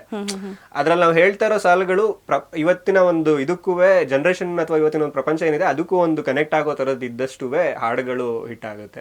ನೀವು ಯಾವ್ದೇ ಸಾಂಗ್ಗಳು ನಾನ್ ಬರ್ದಿರೋದು ಅಂತಲ್ಲ, ಯಾವ್ದೇ ಸಾಂಗ್ಗಳು ತಗೊಂಡ್ರು ಎಷ್ಟು ಜನರಿಗೆ ಕನೆಕ್ಟ್ ಆಗುತ್ತೆ, ಅಷ್ಟು ಸಿನಿಮಾಗೆ ಎಷ್ಟು ಕನೆಕ್ಟ್ ಆಗುತ್ತೋ ಬಿಡುತ್ತೋ ಗೊತ್ತಿಲ್ಲ, ಜನರಿಗೆ ಎಷ್ಟು ಕನೆಕ್ಟ್ ಆಗುತ್ತೆ ಅದ್ರ ಮೇಲೆ ಹಿಟ್ ಆಗ್ತಾ ಹೋಗುತ್ತೆ. ನಿಜ ನಿಜ. ಆ ಸಿನಿಮಾ ಅಂದ್ರೆ ಸಾಂಗ್ 50% ಹಿಟ್ ಆಯ್ತು ಅಂತ ಹೇಳಿದ್ರೆ ಸಿನಿಮಾ ಅರ್ಧ ಹಿಟ್ ಆದಂಗೆ ಅಂತಾನೆ ಜನ ನಂಬೋದು. ಆಗಿದೆ ಕೂಡ ಸುಮಾರು ಸಲ. ಹಾಗಾಗಿ ಸಾಂಗ್ ಅನ್ನುವಂಥದ್ದು ಬಹಳನೇ ಮುಖ್ಯ, ಲಿರಿಕ್ಸ್ ಅನ್ನುವಂಥದ್ದು ಅಂತಾನೆ ಹೇಳ್ಬೋದು. ಇನ್ನು ಅದ್ರ ಜೊತೆಗೆ ನಿಮಗೆ ಮತ್ತೊಂದು ಬಹುದೊಡ್ಡ ಪ್ರಾಜೆಕ್ಟ್ ಬರುತ್ತೆ PRK ಕಡೆಯಿಂದ. ನೀವು ಅವಾಗಲೇ ಹೇಳ್ತಾ ಇದ್ರಿ, ಆಚಾರ್ ಅಂಡ್ ಕೋ ಬಹುದೊಡ್ಡ ಪ್ರಾಜೆಕ್ಟ್ PRK ಕಡೆಯಿಂದ ಬಂದಿರುವಂಥದ್ದು. ಸೊ ಆ ಸಿನಿಮಾ ಬಂದಿದ್ದಂಥದ್ದು ಮತ್ತೆ ಅದರಲ್ಲಿರುವಂತಹ ಸಾಂಗ್ಗಳ ಬಗ್ಗೆ, ಆ ಕಥೆ ಬಗ್ಗೆ ಹೇಳ್ತಾ ಹೋಗೋದಾದ್ರೆ? ಅದು ಒನ್ಸ್ ಅಗೈನ್ ಆಲ್ಮೋಸ್ಟ್ ಇದೇ ತರನೇ ಕತೆ. ನಾನು ಮತ್ತೆ ಅದನ್ನೇ ಹೇಳ್ಬೇಕಾಗುತ್ತೆ, ಬಿಕಾಸ್ ಅದರಲ್ಲೂ ನಾನು ರೈಟಿಂಗ್ ಅಲ್ಲಿ ಕೆಲಸ ಮಾಡ್ತಾ ಇದ್ದೆ, ಡೈಲಾಗ್ಸ್ ಬರೀತಾ ಇದ್ದೆ ಆ ಸಿನಿಮಾಗೆ. ಸಿಂಧು ಶ್ರೀನಿವಾಸ ಮೂರ್ತಿ ಅವರು ಡೈರೆಕ್ಟರ್, ಅದ್ರದ್ದು ಅವ್ರು ನಟಿಸಿದಾರೆ ಕೂಡ. ಸೊ ಆ ಸಿನಿಮಾದಲ್ಲಿ ನಾನು ಡೈಲಾಗ್ಗೆ ಅಂತ ಮಾಡ್ತಾ ಇದ್ದು, ಬಟ್ ಅವ್ರಿಗೆ ಗೊತ್ತಿರಲಿಲ್ಲ ನಾನು ಅವಾಗ ಲಿರಿಸಿಸ್ಟ್ ಅಂತ ಹೇಳಿ ಅಂತ. ಇವಂದು ಅವರು ಸರ್ಕಾರಿ ಇದೆಲ್ಲ ಆಗಿದ್ರು ಅವ್ರಿಗೆ ಇನ್ನೂ ಗೊತ್ತಿರಲಿಲ್ಲ. ಬಟ್ ನಾನು ಮ್ಯೂಸಿಕ್ದೆಲ್ಲ ಡಿಸ್ಕಸ್ ಮಾಡ್ತಾ ಲೈಕ್ ನಾ ಇಲ್ಲ ಲಿರಿಕ್ಸ್ ನಾನು ಬರೀತೀನಿ ಅಂತಂದಾಗ ಸೂಪರ್ ಅಲ್ಲ ನೀವು ಬರೀಬಹುದು ಹಂಗೆ ನಮ್ಮ ಸಿನಿಮಾಗೂ ಅಂತ ಹೇಳಿದ್ರು. ಬಟ್ ಮ್ಯೂಸಿಕ್ ಡೈರೆಕ್ಟರ್ ಯಾರು ಅಂತ ಇನ್ನೂ ಡಿಸೈಡ್ ಆಗಿರಲಿಲ್ಲ. ಸೊ ಅಪ್ಪು ಸರ್ ಒಂದ್ಸಲಿ ನರೇಷನ್ ಕೊಡಕ್ ಹೋಗ್ತೀವಿ. ಅಲ್ಲಿ ಹೋದಾಗ ಲೈಕ್ ನರೇಷನ್ ಡೈಲಾಗ್ಸ್ ನರೇಷನ್ ಎಲ್ಲ ಆಯ್ತು. ಡೈಲಾಗ್ಸ್ ನರೇಷನ್ ಎಲ್ಲ ಆದ್ಮೇಲೆ ಈ ಟೋಟಲಿ ಲೈಕ್ ಇಟ್. ಅವಾಗ ಹೇಳ್ದೆ ನಾನು, ಇಲ್ಲ ಸರ್ ಸರ್ಕಾರಿಗೂ ನಾನು ವರ್ಕ್ ಮಾಡಿದ್ದೆ, ನಿಮ್ ಮನೆಗೆಲ್ಲ ಬಂದಿದ್ವಿ ಅಂತೆಲ್ಲ ಹೇಳಿದಾಗ ಅವ್ರಿಗೆ ಅವಾಗ ಜ್ಞಾಪಕ ಆಯ್ತು, ಕರೆಕ್ಟ್ ಅಲ್ವಾ ಬಂದಿದ್ರಿ, ನಮ್ ಸಿನಿಮಾಗೂ ಹಾಡುಗಳು ಬರೀರಿ ಅಂತ ಹೇಳಿದ್ರು. ಸೊ ಅಷ್ಟೊತ್ತಿಗೆ ಆಲ್ರೆಡಿ ಒಂದು ಸುಪ್ರಭಾತ ಸಾಂಗ್ ಬರ್ದ್ಬಿಟ್ಟಿದ್ವಿ. ಬಿಕಾಸ್ ಸುಪ್ರಭಾತಗೆ ಏನ್ ಟ್ಯೂನ್ ಬೇಕಿರಲ್ಲ, ಅದು ನಾವೇ ಬರೀಬೋದಲ್ವಾ. ಒಂದು ಐಡಿಯಾ ಇಟ್ಕೊಂಡು ಲೈಕ್ ಸುಬ್ಬಲಕ್ಷ್ಮಿ ಅವ್ರ ಸುಪ್ರಭಾತ ಏನಿತ್ತು ಅದಕ್ಕೊಂದು ಲಿರಿಕ್ಸ್ ಬರ್ದ್ಬಿಟ್ಟು ಅದನ್ನೆಲ್ಲ ಅಪ್ಪು ಸರ್ ತೋರಿಸಿದಾಗ like he was so excited. ಅಂದ್ರೆ ನಾವು ಸುಪ್ರಭಾತ ಲೈಕ್ ದೇವ್ರನ್ನ ಎದ್ದೇಳ್ಸೋದಾದ್ರೆ ನಾವು ಬೆಂಗಳೂರನ್ನ ಎದ್ದೇಳ್ಸೋದಕ್ಕೆ ಒಂದು ಹಾಡು ಬರ್ದಿದ್ವಿ ಅದರಲ್ಲಿ. ಅವ್ರಿಗೆ ತುಂಬಾ ಖುಷಿ ಆಯ್ತು, ಮ್ಯೂಸಿಕ್ ಡೈರೆಕ್ಟರ್ ಆದ್ಮೇಲೆ ಈ ಸಾಂಗ್ ಇದೇ ಲಿರಿಕ್ಸ್ ಇಟ್ಕೊಳ್ಳೋಣ ಮಾಡೋಣ ಅನ್ನೋ ತರದ್ ಹೇಳಿ. ಆಮೇಲೆ ಬಿಂದು ಮಾಲಿನಿ ಅವ್ರು ಬಂದ್ರು. ಬಿಂದು ಮಾಲಿನಿ ಅವ್ರು ಬಂದ್ಮೇಲೆ ಅದೇ ಹೇಳ್ದಂಗೆ ತುಂಬಾ ಈಸಿಯಾಗಿ ಕೊಡ್ತಾ ಇದ್ರು. ಅಂದ್ರೆ ಅವರು ತಮಿಳಲ್ಲಿ ಮಾಡ್ತಾ ಇದ್ದ ಸಿನಿಮಾಗಳಿಗೂ ಆಮೇಲೆ ಇಲ್ಲಿ ಕನ್ನಡಕ್ಕೆ ಬಂದ್ಮೇಲೆ ಮಾಡ್ತಾ ಇರೋದಕ್ಕೂ ಅವ್ರದ್ದು ಸಿಂಪ್ಲಿಸಿಟಿನೇ ಅವ್ರದ್ದು ಸ್ಟ್ರೆಂತ್ ಅಂತ ಹೇಳ್ಬೋದು. ಸೊ ನಾ ಇದ್ದಿದ್ 4 ಸಾಂಗ್ಗಳು ತುಂಬಾ ಸಿಂಪಲ್ ಆಗಿತ್ತು. ಅದ್ರಲ್ಲಿ 3 ನಾನ್ ಬರ್ದೆ. ಬಟ್ ಅಷ್ಟೇ ಅದ್ರಲ್ಲಿ ಬರೋ ಸಿಚುವೇಶನ್ಗಳ ಮೇಲೆನೆ ಹೋಗೋ ತರ ಇತ್ತು. ಅಂದ್ರೆ ಒಂದು ಹುಡುಗಿ ಗಂಡು ನೋಡ್ಬೇಕಾದ್ರೆ ಅವ್ರು ಪ್ಯಾರಲಿ ಉಪ್ಪಿನಕಾಯಿ ಮಾಡ್ತಾ ಇರ್ತಾರೆ ಅದ್ರಲ್ಲಿ. ಸೊ ಆ ಮಾವಿನಕಾಯಿಗಳಿಗೆ ಗಂಡುಗಳನ್ನ ಕಂಪೇರ್ ಮಾಡಿ ಬರೆಯೋದು ಅದೊಂಥರ ಖುಷಿಯಾಗಿ ಸಿಕ್ತು. ಆಮೇಲೆ ಲೈಕ್ ಅವಳು ಒಂದು ವರ್ಡ್ ಎಕ್ಸ್ಪ್ಲೋರ್ ಮಾಡ್ತಾಳೆ. ಅಂದ್ರೆ 1960s ಸೆಟ್ ಆಗಿದ್ದು. ಅವಾಗೆಲ್ಲ ಹೆಣ್ಮಕ್ಳದ್ದೊಂದು ಇನ್ನು ಮನೆಯಿಂದ ಹೊರಗಡೆ ಬರಲ್ಲ ಅನ್ನೋ ತರದ್ ಇತ್ತಲ್ಲ. ಸೊ ಆ ತರದೊಂದು ಕ್ಯಾರೆಕ್ಟರ್ ಅವಳು ಹೊರಗಡೆ ಬಂದಾಗ ಬಾವಿ ಕಪ್ಪೆ ಅಂತ ಹೇಳ್ಬಿಟ್ಟು ಇನ್ನೊಂದು ಸಾಂಗ್ ಬರ್ದೆ. ಸೊ ಅದ್ರಲ್ಲಿ ಆ ತರ ಸಿಚುವೇಶನ್ ಗಳಿಗೆ ಸಾಂಗ್ ಬರೆಯೋದರದ್ದು ಹೋಯ್ತು. ಬಟ್ ಓವರ್ ಆಲ್ ನನ್ಗೆ ಅದೊಂದು ಅಪ್ಪು ಸರಿಂದ ಆ ಟೈಮಲ್ಲಿ ಅದೇನೋ ಸುದೈವ, ಅದು ನಮ್ಮ ಅವ್ರಿಗೊಂದು ನರೇಷನ್ ಕೊಡಕ್ ಸಿಕ್ಕಿದಿರ್ಬೋದು. ಅವ್ರಿಗೆ ಈ ಸಾಂಗ್ ನ ಮೊದ್ಲೇ ಫಿಲ್ಮ್ ತುಂಬಾ ಲೇಟ್ ಆಗಿ ರಿಲೀಸ್ ಆಯ್ತು ಅದಾದ್ಮೇಲೆ. ಬಟ್ ಅದಕ್ಕೆ ಮುಂಚೆನೆ ಒಂದ್ಸರಿ ಆ ಲಿರಿಕ್ಸ್ ಎಲ್ಲ ಅವ್ರಿಗೆ ಹೇಳಿದ್ದು ತುಂಬಾ ಖುಷಿ ಅಂತ ಇವಾಗ ನೆನೆಸ್ಕೊಂಡು ತುಂಬಾ ಖುಷಿ ಆಗುತ್ತೆ. ಓಕೆ, ಅಪ್ಪು ಸರ್ ಹೊಸಬರಿಗಂತೂ ಅವಕಾಶಗಳನ್ನು ಕೊಡ್ತಾರೆ, ಪ್ರೋತ್ಸಾಹಿಸ್ತಾರೆ. ಸೊ ಆ ಸಂದರ್ಭದಲ್ಲಿ ನೀವು ಅವ್ರನ್ನ ಭೇಟಿ ಮಾಡಿದ್ದು, ಅವ್ರ ಪ್ರೋತ್ಸಾಹ ಸಿಕ್ಕಿದ್ದು ಎಷ್ಟು ಖುಷಿ ಇತ್ತು ಆ ಕ್ಷಣಗಳು? ಇಲ್ಲ ಅದೇ ಲೈಕ್ ನನ್ಗೆ ಇಲ್ಲಿ ರಿಷಬ್ ಸರ್ ಟೀಮಲ್ಲಿ ಏನಾಗಿತ್ತು ಒನ್ಸ್ ಅಗೇನ್ ಅದೇ ಅಲ್ಲಿ ಫೀಲ್ ಆಗ್ತಾ ಹೋಯ್ತು. ಅಂದ್ರೆ ಬಿಕಾಸ್ ಮತ್ತೆ ಒನ್ಸ್ ಅಗೇನ್ ಹೊಸ ಟೀಮು, ಬಟ್ ನನ್ಗೆ ಅದ್ರದ್ದು ಸ್ಟ್ರೆಂತ್ ಗೊತ್ತಿತ್ತು. ಯಾಕಂದ್ರೆ ಹೊಸ ಟೀಮ್ಗಳಲ್ಲಿ ಇರೋ ಒಂದು ಜೋಶು ಮುಂಚೆ ಮಾಡಿರೋರ್ಗೆ ಬಿಕಾಸ್ ಅವ್ರದ್ದು ಬೇರೆ ಬೇರೆ ವಿಷಯಗಳಿಂದ ಇನ್ಫ್ಲೂಯೆನ್ಸ್ ಆಗಿರ್ತಾರೆ. ಬಟ್ ಹೊಸಬ್ರು ತುಂಬಾ ಒಂದು ಇನ್ನೋಸೆನ್ಸ್ ಅಲ್ಲಿ ಹೋಗಿ ಒಂದು ಸಿನಿಮಾ ಮಾಡೋದಿತ್ತಲ್ಲ. ಸಿಂಧು ಅವ್ರಿಗೂ ಅಷ್ಟೇ, ಅವ್ರಿಗೆ ತುಂಬಾ ಲೈಕ್ ಅವ್ರು ಎಲ್ಲಿಂದನೋ ಲೈಕ್ ಒಂದು ಕತೆ ಒಂದು ಮಾಡಿದ್ದನ್ನ ಇಲ್ಲಿ ತೆರೆ ಮೇಲೆ ತರೋದಕ್ಕೆ ಅವ್ರು ಏನ್ ಇದ್ ಮಾಡಿದ್ರು. ಅಂಡ್ ಅದಕ್ಕೆ ಕಂಪ್ಲೀಟ್ ಅಪ್ಪು ಸರ್ ಇಂದ ಇರ್ಬೋದು ಅಥವಾ ಅಶ್ವಿನಿ ಮೇಡಮ್ ಇಂದ ಇದ್ದಿದ್ದೊಂದು ಸಿಕ್ಕಿದೊಂದು ಸಪೋರ್ಟ್ ಇದೆಯಲ್ಲ ಆ ಟೈಮ್ ಅಲ್ಲಿ. ಇವನ್ ಆಫ್ಟರ್ ಅಪ್ಪು ಸರ್ದು ಇದಾದ್ಮೇಲೂ ಕೂಡ ಅಶ್ವಿನಿ ಮೇಡಮ್ ಒಂದ್ಸಲಿ ನಿಂತು ಅದಕ್ಕೋಸ್ಕರ, ಅಂದ್ರೆ ಮುಂಚೆ ಒಂದ್ಸಲಿ ಅಪ್ಪು ಸರ್ ಇದಕ್ ಮಾತು ಕೊಟ್ಟಿದ್ರು ಅಂತ ಹೇಳಿ ಅವ್ರ ಅದಕ್ಕೆ ನಿಂತು ಮಾಡಿದ್ರಲ್ಲ ಆ ಸಿನಿಮಾನ. ಸೊ ಅದೆಲ್ಲ ನೆನೆಸ್ಕೊಂಡ್ರೆ ಲೈಕ್ ಇಲ್ಲ ಅಂದಿದ್ರೆ ಇವತ್ತು ಆ ಸಿನಿಮಾ ಆಗ್ತಿತ್ತೋ ಬಿಡ್ತಿತ್ತೋ, ಬೇರೆ ಯಾರು ಮಾಡ್ತಿದ್ರು ಅದು ಗೊತ್ತಿಲ್ಲ. ಬಟ್ ಅದನ್ನ ಅವ್ರು ಅಷ್ಟು ನಂಬಿಕೆ ಇಟ್ಟು ಎಲ್ಲ ಹೊಸಬ್ರದೊಂದು ಟೀಮ್ಗೆ ಒಂದು ಕೊಟ್ಟು ಮಾಡಿದ್ದು. ಅಂಡ್ ಆ ಸಿನಿಮಾ ಹೊರಗಡೆ ಬಂದ್ಮೇಲೆ PRK ಪ್ರೊಡಕ್ಷನ್ ಹೌಸ್ಗೆ ಇರ್ಬೋದು ಅಥವಾ ಜನಕ್ಕಿರ್ಬೋದು ಅದಷ್ಟು ಒಂದು ರೆಕಗ್ನಿಷನ್ ಸಿಕ್ಕಿದ್ದು ಆ ಸಿನಿಮಾಗೂ ತುಂಬಾ ಖುಷಿ ಆಗುತ್ತೆ. ಬಿಕಾಸ್ ಅದೆಲ್ಲೋ ಒಂದ್ ಕಡೆ ಅದು ಸೀಡ್ ಆಗಿರ್ಲಿಲ್ಲ, ಅವ್ರಿಗೆ ಅದನ್ನ ಮಾಡ್ಬೇಕು ಅನ್ನೋದು ಇರ್ಲಿಲ್ಲ ಅಂದಿದ್ರೆ ಮೇ ಬಿ ಗೊತ್ತಿಲ್ಲ ಇವತ್ತು ಆ ಸಿನಿಮಾ ಆಗ್ತಿತ್ತು ಇಲ್ಲ ಅನ್ನೋದುವೇ ಐ ಡೋಂಟ್ ನೋ ಆ ತರ. ಇನ್ನು ಇದೆಲ್ಲ ಆದಮೇಲೆ ನಿಮಗೆ ಸಿಗ್ತಕ್ಕಂತಹ ಒಂದು ಬಹುದೊಡ್ಡ ಅವಕಾಶ, ಒಂದು ರೀತಿಯಾಗಿ ದೈವ ನೀಡಿದ್ದು ಅಂತಲೇ ಹೇಳ್ಬೋದೇನೋ. ಕಾಂತಾರ ಚಾಪ್ಟರ್ 1 ಮತ್ತೆ ಸಿಗುತ್ತೆ ನಿಮಗೆ. ಸೊ ಅಲ್ಲಿ ಬಟ್ ಏನಾಗುತ್ತೆ ಅಂತ ಹೇಳಿದ್ರೆ, ಈ ಕರ್ಮದ ಕಲ್ಲನು ಕಾಂತಾರದಲ್ಲಿರೋದು ಮತ್ತು ಚಾಪ್ಟರ್ 1ನಲ್ಲಿರೋದು ಎರಡೂ ಕೂಡ ಸೇಮ್ ಅಂತ ಹೇಳ್ತಾರೆ. ಬಟ್ ಅಲ್ಲಿ ಲಿರಿಕ್ಸ್ ಕಂಪ್ಲೀಟ್ ಆಗಿ ಚೇಂಜಸ್ ಇದೆ. ಸೊ ಅದ್ರ ಬಗ್ಗೆ ಹೇಳೋದಾದರೆ ಅದೇ ಬೇರೆ ಇದೇ ಬೇರೆ, ಆ ಕರ್ಮದ ಕಲ್ಲುನೇ ಬೇರೆ ಇರುತ್ತೆ, ಇಲ್ಲಿನೇ ಒಂದು ಬೇರೆ ಆ್ಯಂಗಲಲ್ಲೇ ನೀವು ಕಥೆಯನ್ನು ಕಟ್ಟಿ ಬರೆದಿರುವಂತಹ ಹಾಡು. ಹೌದು. ಸೊ ಇದು ಒನ್ಸ್ ಅಗೇನ್ ನಾವು ಲಾಸ್ಟ್ ಅಕ್ಟೋಬರ್ ಅಲ್ಲಿ ಕುಂದಾಪುರಕ್ಕೆ ಹೋದಾಗ್ಲೇನೆ ಡಿಸ್ಕಷನ್ ಆಗಿದ್ದು. ಅಂದ್ರೆ ಯಾವ್ಯಾವ ಸಾಂಗ್ ಮಾಡ್ತಾ ಇದೀವಿ ಅದೆಲ್ಲ ಒಂದು ಪ್ಲಾನ್ ಮಾಡ್ತಾ ಹೋದ್ವಿ. ಸೊ ನನ್ಗೆ ಗೊತ್ತಿತ್ತು ಇದು ಒನ್ಸ್ ಅಗೇನ್ ನನಗೆ ಸ್ಕ್ರಿಪ್ಟ್ ಗೊತ್ತಿತ್ತು, ಎಲ್ಲ ಗೊತ್ತಿತ್ತು, ಇಂತಿಂತ ಜಾಗದಲ್ಲಿ ಇಂತಿಂತ ಸಾಂಗ್ಗಳು ಬರ್ತಾ ಇದೆ ಅಂತ ಇತ್ತು. ಬಟ್ ಕರ್ಮ ಸಾಂಗ್ ಬಂದಾಗ ರಿಷಬ್ ಸರ್ ಹೇಳಿದ್ರು ಇಲ್ಲ ಅದನ್ನೇ ಉಳಿಸ್ಕೊಳ್ಳೋಣ ಅಂತ ಇದೀವಿ ಅಂತ. ನನಗೆ ಫಸ್ಟ್ ಅಂದ್ರೆ ನನ್ಗೆ ಹೊಸದಾಗಿ ಬರೆಯೋದಕ್ಕೇನೋ ಒಂದು ಎಕ್ಸೈಟ್ಮೆಂಟ್ ಖಂಡಿತ ಇತ್ತು. ಬಟ್ ಇನ್ನೊಂದ್ ಕಡೆ ಅವ್ರು ಹೇಳಿದ ರೀಸನ್ ತುಂಬಾ ಕರೆಕ್ಟ್ ಆಗಿತ್ತು. ಬಿಕಾಸ್ ನಮ್ಗೆ ಕಾಂತಾರ ಚಾಪ್ಟರ್ 1 ಇಂದ ಕಾಂತಾರ ಹಳೆ ಕಾಂತಾರಗೂ ಈ ಕಾಂತಾರಗೂ ಒಂದು ಕನೆಕ್ಷನ್ ಬೇಕಿತ್ತು. ಸೊ ಅದೊಂದು ಮ್ಯೂಸಿಕ್ ಅಂಡ್ ಅದ್ರಲ್ಲಿ ಇದ್ದಿದ್ದೊಂದು ಎಸೆನ್ಸ್ ನ ಮತ್ತೆ ಇಲ್ಲೂ ಕ್ಯಾರಿ ಮಾಡೋದು ಅವ್ರ ಇಂಟೆನ್ಷನ್ ಆಗಿತ್ತು. But at the same time situation ಇನ್ನೂ ಸ್ವಲ್ಪ ಸೀರಿಯಸ್ ಆಗಿತ್ತು ಇಲ್ಲಿ. ಬಿಕಾಸ್ ಅಲ್ಲಿ ಒಂದು ಡೆತ್ ಆಗಿರುತ್ತೆ, ಗುರುವಾದ್ ಮಾತ್ರ ಡೆತ್ ಆಗಿರುತ್ತೆ. ಇಲ್ಲಿ ಕಂಪ್ಲೀಟ್ ಒಂದು ಮೆಸಕರ್ ಆಗಿರುತ್ತೆ. ಅಂದ್ರೆ ಅಮ್ಮ ಕಾಡಲ್ಲಿ ಇದ್ದು ತುಂಬಾ ಜನ, ಈ ಕಡೆ ಬಾಂಗ್ರಾದವರೆಗೂ ಅದರಿಂದ ಎಫೆಕ್ಟ್ ಆಗಿರುತ್ತೆ. ಸೊ ಈ ತರದೆಲ್ಲ ಸಿಚುವೇಶನ್ ಗಳಿತ್ತು ಅದರಲ್ಲಿ ತುಂಬಾ. ನಾನ್ ಜಸ್ಟ್ ಕೇಳಿದೆ ಲೈಕ್ ನಾನು ಇನ್ನೊಂದು ವರ್ಷ ಟ್ರೈ ಮಾಡ್ತೀನಿ, ಲೆಟ್ ಸಿ ಏನಾದ್ರು ಅದಕ್ಕಿಂತ ಚೆನ್ನಾಗಿರೋದು ಸಿಕ್ಕರೆ ನಮ್ಗೆ ಇನ್ನೊಂದು ಹೊಸ ಸಾಂಗೇ ಆಗುತ್ತಲ್ಲ ಅಂತ. ಬಟ್ ಅವರು ಟ್ಯೂನ್ ಮಾತ್ರ ಅದನ್ನ ಇಟ್ಕೊಳ್ಳೋಣ ಅನ್ನೋ ತರ ಫಿಕ್ಸ್ ಆಗಿದ್ರು. Because of time constraints and ಅದೇ ಒನ್ಸ್ ಅಗೇನ್ ಆ ಕನೆಕ್ಟಿವಿಟಿ ಬೇಕಿತ್ತು ನಮ್ಗೆ. ಫಸ್ಟ್ ಪಾರ್ಟ್ ಇಂದ ಇಲ್ಲಿಗೆ ಒಂದು ಆ ಎಸೆನ್ಸ್ ಕಂಟಿನ್ಯೂ ಆಗ್ತಾ ಇದೆ ಅನ್ನೋದೊಂದು. ಸೊ ಅವಾಗ ಲಿರಿಕ್ಸ್ ನಾನು ಇನ್ನೊಂದು ವರ್ಷನ್ ಬರೀತೀನಿ ಅಂತ ಹೇಳಿದೆ, ಬರ್ದೆ. ಬಟ್ ಕೆಲವು ಲೈನ್ಸ್ ಅವ್ರಿಗೆ ಪರ್ಟಿಕ್ಯುಲರ್ ಆಗಿ ಬೇಕಿತ್ತು, ಈ ಲೈನ್ಸ್ ಹಿಂಗೆ ಇಟ್ಕೊಳ್ಳೋಣ ಅನ್ನೋ. ಅಂದ್ರೆ ಕರ್ಮದ ಕಲ್ಲನ್ನು ತರದ್ ಓಪನಿಂಗು ಅಂದ್ರೆ ಇವನ್ ನನ್ಗೂ ಮತ್ತೆ ಅದು ಎಷ್ಟು ಬರೆಯಕ್ ಸಿಕ್ತಿತ್ತು ಅಂತ ಗೊತ್ತಿಲ್ಲ. ಬರ್ದೆ, ಬೇರೆ ತುಂಬಾ ಆಪ್ಷನ್ಸ್ ಬರ್ದೆ ಮತ್ತೆನೂ. ಬಟ್ ಅದನ್ನ ಇಟ್ಕೊಳ್ಳೋಣ, ಅಲ್ಲಿಂದಾನೆ ಶುರು ಮಾಡೋಣ, ಮುಂದಿನ ಲೈನ್ಸ್ ಚೇಂಜ್ ಮಾಡ್ತಾ ಹೋಗೋಣ ಅಂತ ಅನ್ಕೊಂಡು ಬೇರೆ ಬೇರೆ ಆಪ್ಷನ್ಸ್ ಬರ್ದಿದ್ದಿತ್ತಲ್ವಾ, ಅದನ್ನೆಲ್ಲ ಬರೀತಾ ಹೋದ್ವಿ. ಅಟ್ ದ ಸೇಮ್ ಟೈಮ್ ಅವ್ರಿಗೆ ಲಾಸ್ಟ್ ಕಾಂತಾರದಲ್ಲಿ ಇದ್ದಿದ್ದು ಗರ್ಭದಲ್ಲೇ ಆದಾಗ ಹಣೆ ಬರಹ ಇರ್ಬೋದು, ನುಂಗಿಕೊಂಡರು ಮಾಡೋ ಪಾಪನೆಲ್ಲ ಗಂಗೆ ಆ ಲೈನ್ಸ್ ಇರ್ಬೋದು, ಅದನ್ನ ಬಿಡೋದಕ್ಕೂ ಇಷ್ಟ ಇರಲಿಲ್ಲ. ಸೊ ನಮಗೂ ಬೇಡ ನಿಮಗೂ ಬೇಡ ಅಂತೇಳಿ 2 ಚರಣನೂ ಇಟ್ಕೊಳ್ಳೋಣ, ಹೊಸ ಚರಣನೂ ಇರ್ಲಿ ಹಳೆ ಚರಣನೂ ಇರ್ಲಿ, ಅದೊಂದು ಕಂಟಿನ್ಯೂಷನ್ ಇತ್ತು. ಮತ್ತೆ ಅದ್ರಲ್ಲಿ ಅಂದ್ರೆ ಗರ್ಭದಲ್ಲೇ ಆದಾಗ ಹಣೆ ಬರಹ ಯಾತಕ್ಕೆ ಮದ್ದು ಅರಸಿ ಅಲೆದಾಡುವೆ ಅಂತ ಅಲ್ಲಿ ಬರ್ತಿದ್ದೆ. ಇಲ್ಲಿ ಸಾವಿಗಿಂತ ಘೋರಶಾಪ ಈ ಬದುಕು, ವ್ಯಥೆ ಎಲ್ಲ ಕಳೆವ ಮದ್ದು ಚಿತೆಯಲ್ಲಿದೆ. ಅಂದ್ರೆ ಮದ್ದು ಯಾಕೆ ಅಲ್ಲಿ ಹುಡುಕ್ತಿಯಾ ಅಂತ ಹೇಳ್ಬಿಟ್ಟು ಅಲ್ಲಿ ಬರ್ದಿದ್ದೆ, ಇಲ್ಲಿ ಅದಕ್ಕೊಂದು ಸೊಲ್ಯೂಷನ್ ಕೊಟ್ಟಿದ್ದೆ. ಸೊ ಆ ಪ್ಲೇನುವೆ ಲೈಕ್ ಎಲ್ರಿಗೂ ಇಷ್ಟ ಆಯ್ತದು. ಹಂಗಾಗಿ ಅಲ್ಲಿ ಫಸ್ಟ್ ಚರಣದಲ್ಲಿ ಏನ್ ಕ್ವಶನ್ಸ್ ರೈಸ್ ಮಾಡ್ತಾ ಹೋಗ್ತೀವಿ, ಏನಕ್ಕೆ ಇದ್ ಮಾಡ್ತಾ ಇದೆಯಾ, ಏನಕ್ಕೆ ಇದೆಲ್ಲ ಅಂತ, ಬಟ್ ಇಲ್ಲಿ ಆನ್ಸರ್ ಮಾಡ್ತಾ ಹೋಗ್ತೀವಿ ಅದಕ್ಕೆಲ್ಲ. ಸೊ ಅದೊಂದು ಐಡಿಯಾನುವೆ ಅದರಲ್ಲಿ ಇದ್ ಮಾಡೋದು, ಪ್ಲೇಸ್ ಮಾಡೋದಕ್ಕೆ ಅವಕಾಶ ಸಿಕ್ತು ಇಲ್ಲಿ. ಸೂಪರ್. ಇವಾಗ ನೀವು ಹೇಳಿದ್ರಿ ತ್ರಿವಿಕ್ರಮ್ ಅವರೇ, ಈಗ ಹೊಸ ಸಾಂಗನ್ನು ಬರೆಯೋದು ಬೇರೆ, ಬಟ್ ಆ ಹಳೆ ಸಾಂಗಿಗೆ ಇಲ್ಲಿಂದ ಒಂದು ಲಿಂಕ್ ಇಟ್ಬಿಟ್ಟು ಆ ಪ್ರಶ್ನೆಗಳಿಗೆ ಉತ್ತರ ಕೊಡ್ತಾ ಚರಣದಲ್ಲಿ ಹೇಳ್ತಾ ಹೋಗೋದು ಕಷ್ಟ ಆಯ್ತಾ ಹೇಗೆ ಅಂತ ಹೇಳ್ಬಿಟ್ಟು? ಬಿಕಾಸ್ ನನಗೆ ಕೇಳಲಿಕ್ಕೆ ಒಂಥರ ಕನ್ಫ್ಯೂಷನ್ಸ್ ಇದೆ, ಮತ್ತೆ ಕಷ್ಟ ಆಗಿತ್ತೇನೋ ಅಂತ ಅನ್ನಿಸ್ತಾ ಇದೆ. ನಿಮಗೆ ಹೇಗೆ ಅನ್ನಿಸ್ತು? ಅಂದ್ರೆ ಏನ್ ಬರೆಯೋದು ಅನ್ನೋದಂತೂ ತುಂಬಾ ಕನ್ಫ್ಯೂಷನ್ ಇತ್ತು ನನ್ಗೂ. ಅಂದ್ರೆ ಲೈಕ್ ತುಂಬಾ ಪಾಸಿಟಿವ್ ಆಗಿ ಬರೆಯೋಣ, ಅಲ್ಲಿ ಲೈಕ್ ಅಂದ್ರೆ ಇದು ಕರ್ಮ ನಿನ್ ಕೈಲಿ ಏನು ಇಲ್ಲ ಅನ್ನೋ ತರದೊಂದು ಇದೆ ಅದ್ರಲ್ಲಿ. ಅಂದ್ರೆ ಲೈಕ್ ಎಲ್ಲ ವಿಧಿನೇ ನಿರ್ಧಾರ ಮಾಡುತ್ತೆ, ನೀನ್ ಹೆಂಗ್ ಮಾಡಿರ್ತೀಯ ಅದ್ರ ಮೇಲೆ ಇದಾಗುತ್ತೆ ಅನ್ನೋ ತರ ಎಲ್ಲ. ಇಲ್ಲಿ ಅದನ್ನ ಇನ್ನೊಂಚೂರು ಪಾಸಿಟಿವ್ ಆಗಿ ಹೇಳೋಣ ಅಂದ್ರೆ ಲೈಕ್ ನೀನ್ ಟ್ರೈ ಮಾಡಿದ್ರೆ ಆಗುತ್ತೆ ಅಂದ್ರೆ ಒಳ್ಳೆ ಈಗ ಅಲ್ಲಿ ಕರ್ಮ ಅಂತಿದ್ದಂಗೆ ಎಲ್ಲರೂ ಕೆಟ್ಟದು ಅಂತಾನೆ ಜನರಲಿ ಯೋಚನೆ ಮಾಡ್ತೀವಿ ನಾವು. ಬಟ್ ಒಳ್ಳೆ ಕರ್ಮ ಮಾಡೋದ್ರಿಂದ ಒಳ್ಳೇದು ಆಗುತ್ತೆ ಅನ್ನೋದುವೇ ಒಂದು ಐಡಿಯಾ ಇದೆ. ಅದನ್ನ ತರೋಣ ಅನ್ನೋದು ಇನಿಷಿಯಲಿ ಇತ್ತು. ಬಟ್ ಅದೇನಾಗ್ತಿತ್ತು, ಸಿಚುವೇಶನ್ ತುಂಬಾ ಸೂಟ್ ಆಗ್ತಾ ಇರಲಿಲ್ಲ. ಬಿಕಾಸ್ ಅಲ್ಲಿ ಏನು ಯಾರು ಒಳ್ಳೇದ್ ಮಾಡಿಲ್ಲ, ಎಲ್ಲ ಕೆಟ್ಟದೇ ನಡೀತಾ ಇತ್ತು. ಸೊ ಅದು ಇನಿಷಿಯಲಿ ಐಡಿಯಾ ಇತ್ತು ನನಗೆ. ಬಟ್ ಅದನ್ನ ಬರೆಯೋದಕ್ಕೆ ಟ್ರೈ ಮಾಡಿದ್ವಿ, ಆಗ್ಲಿಲ್ಲ. ಬಟ್ ಒಂದ್ ಐಡಿಯಾ ಅಲ್ಲಿ ಏನ್ ಕ್ವಶನ್ ರೈಸ್ ಮಾಡಿದೀವಿ ಅದಕ್ಕೆ ಆನ್ಸರ್ ಮಾಡೋಣ ಅನ್ನೋದು ಐಡಿಯಾ ಕ್ರ್ಯಾಕ್ ಆಗ್ತಿದ್ದಂಗೆನೆ ಅಲ್ಲಿಂದ ಈಸಿ ಆಯ್ತು ಫ್ಲೋ. ಮತ್ತೆ ಆ ಐಡಿಯಾ ನಿಮ್ಗೆ ಬಂದಿದ್ದ ಅಂತ ಹೇಳ್ಬಿಟ್ಟು ಆ ಚರಣಕ್ಕೆ ಕ್ವಶನ್ಸ್ ಆನ್ಸರ್ಸ್ ಆ ತರ ಬರ್ಕೊಂಡು ಹೋಗೋಣ ಅಂತ ಹೇಳ್ಬಿಟ್ಟು ನಿಮ್ದೇ ಐಡಿಯಾನಾ ಅಥವಾ ಅಂದ್ರೆ 2-3 ಐಡಿಯಾಸ್ ಇತ್ತು ನನ್ಗೂ. ಅದನ್ನ ಅಂದ್ರೆ ರಿಷಬ್ ಸರ್ಗೆ ಅದು ಅವ್ರಿಗೆ ಬೇರೆ ಇದೇ ಇರ್ಲಿಲ್ಲ, ಅದೇ ಲಿರಿಕ್ಸ್ ನ ಇಟ್ಕೊಂಡ್ಬಿಡೋಣ ಅನ್ನೋ ತರನೇ ಫಿಕ್ಸ್ ಆಗಿದ್ರು ಅವರು. ಬಟ್ ಇದನ್ನ ಬರ್ದು ಇಲ್ಲ ಇದೊಂದ್ಸಲಿ ನೋಡಿ ಅಂತ ಪುಷ್ ಮಾಡಿದಾಗ ಲೈಕ್ ಅದೇ 2 ಚರಣನು ಇಟ್ಕೊಳ್ಳೋಣ ಅಂತ ತರ ಆಯ್ತು. ಅಂಡ್ ಡೆಫಿನೆಟ್ಲಿ ಸೆಕೆಂಡ್ ಚರಣನೂ ಇವಾಗ ಜನ ಥಿಯೇಟರ್ ಕೇಳಿದ್ಮೇಲೆ ಲೈಕ್ ಎರಡನ್ನೂ ಒಂದ್ ಸೆಕೆಂಡ್ ಕಂಪ್ಯಾರಿಸನ್ ಬರುತ್ತೆ ಅನ್ನೋ ನನಗೂ ಗೊತ್ತಿತ್ತು. ಬಟ್ ಕಂಪ್ಯಾರಿಸನ್ ಬಂದು ಆ ಮಟ್ಟಕ್ಕೆ ಇದೆ ಇದುವೇ ಅನ್ನೋದೊಂದು ಹೇಳಿದಾಗ ಒಂದು ಸಮಾಧಾನ ಆಯ್ತು. ಓಕೆ, ಹಂಗೆ ಬರ್ದಿದ್ದೀನಲ್ಲ ಸಮಾಧಾನ. ಸೊ ಅದು ಖುಷಿ ಆಯ್ತು. ಸೂಪರ್. ಕ್ರೆಡಿಟ್ಸ್ ನಿಮ್ಗೆ ಹೋಗ್ಬೇಕು, ಅದು 90% ಆಗಿದ್ರೆ ಎರರ್ ಮಾಡ್ಬಿಟ್ಟು. ಅಂದ್ರೆ ಲೈಕ್ ಓವರ್ ಆಲ್ ಆ ಸಾಂಗ್ ಹಿಟ್ ಆಗೋದಕ್ಕೂ ನನ್ಗೆ ಅದ್ರಲ್ಲಿ ಲೈಕ್ ಇವಾಗ ವಾಯ್ಸುವೆ ನೀವು ಕೇಳಿದ್ರೆ ತುಂಬಾ peculiar voice Venkatesh D C sir ಏನ್ ಹಾಡಿದ್ದಾರೆ ಅದು. ಅಂಡ್ ಅಜ್ಜು ಸರ್ ಅದ್ರಲ್ಲಿ. ಆಮೇಲೆ ಲಿರಿಕ್ಸ್ ಒಂದ್ ಕಡೆ ಆದ್ರೆ ಅದ್ರಲ್ಲಿ ಒಂದು ಪಾಯಿಂಟ್ ಅಲ್ಲಿ ಲಿರಿಕ್ಸ್ ಬರಲ್ಲ, ಅದು ಅದೆಲ್ಲ ಬರುತ್ತಲ್ವಾ. ಸೊ ಅಲ್ಲಿ ಅವ್ರು ಕೊಟ್ಟಿರೋ ಒಂದು ಫೀಲೇನೆ ತುಂಬಾ ಜನಕ್ಕೆ ಹಾಂಟಿಂಗ್ ಅನ್ಸ್ಬಿಟ್ಟಿದೆ ಅದು. ಈವನ್ ರೀಲ್ಸ್ ಅಲ್ಲೆಲ್ಲ ನಿಮ್ಗೆ ಲಿರಿಕ್ಸ್ ಗಿಂತನೂ ಜಾಸ್ತಿ ಅದು ಅಷ್ಟೇ ಸಮಾನವಾಗಿ ಲೈಕ್ ಎಲ್ರೂ ಅದನ್ನ ಇಷ್ಟಪಡ್ತಾರೆ. ರೀಲ್ಸ್ ಕೂಡ ಮಾಡಿದ್ರು ಜಾಸ್ತಿ. ಅಂದ್ರೆ ಆ ಲಿರಿಕ್ಸ್ ಜೊತೆಗೆ ಆ ಹಾಂಟ್ ಆಗೋದಿದೆಯಲ್ಲ ಅದ್ರಲ್ಲಿ, ಆ ವಾಯ್ಸ್ ತುಂಬಾ ಹಾಂಟಿಂಗ್ ಇದೆ. ಅವರು ಹಾಡಿರೋ ಆ ಎಮೋಷನ್ ಇರ್ಬೋದು, ಅದಕ್ಕೊಂದು ತಂದಿರೋ ಡೆಪ್ತ್ ಇರ್ಬೋದು, ಅದೆಲ್ಲ ಇದೆಯಲ್ಲ ಅದು ತುಂಬಾ ಅಷ್ಟೇ ಹಾಂಟಿಂಗ್ ಆಗಿದೆ. ಸೊ ಅದೆಲ್ಲ ಸೇರಿ ಒಂದು ಆಯ್ತು. ಅದೇ ಒಂದ್ಸಗೇನ್ ಅದೆಲ್ಲ ದೈವದ್ದು ಒಂದು ಮಾಡಿಸ್ಕೊಳುತ್ತೆ ನಮ್ಮ ಹತ್ರ. ನಿಜ. ಇನ್ನ ಈ ತ್ರಿವಿಕ್ರಮ್ ಅವರು ಎಷ್ಟು ಸಾಂಗ್ಸ್ ನ ಬರ್ದಿದ್ದೀರಾ ಇದುವರೆಗೂ? ನಿಮಗ್ ತುಂಬಾ ಇಷ್ಟ ಆಗಿದ್ ಸಾಂಗ್ ಯಾವುದು? ನೀವಿಷ್ಟು ಸಾಂಗ್ಸ್ ಬರ್ದಿರೋದ್ರಲ್ಲಿ ನಾನೊಂದು 60-70 ಸಾಂಗ್ಗಳು ಬರ್ದಿದ್ದೀನಿ ಇಲ್ಲಿವರೆಗೂ.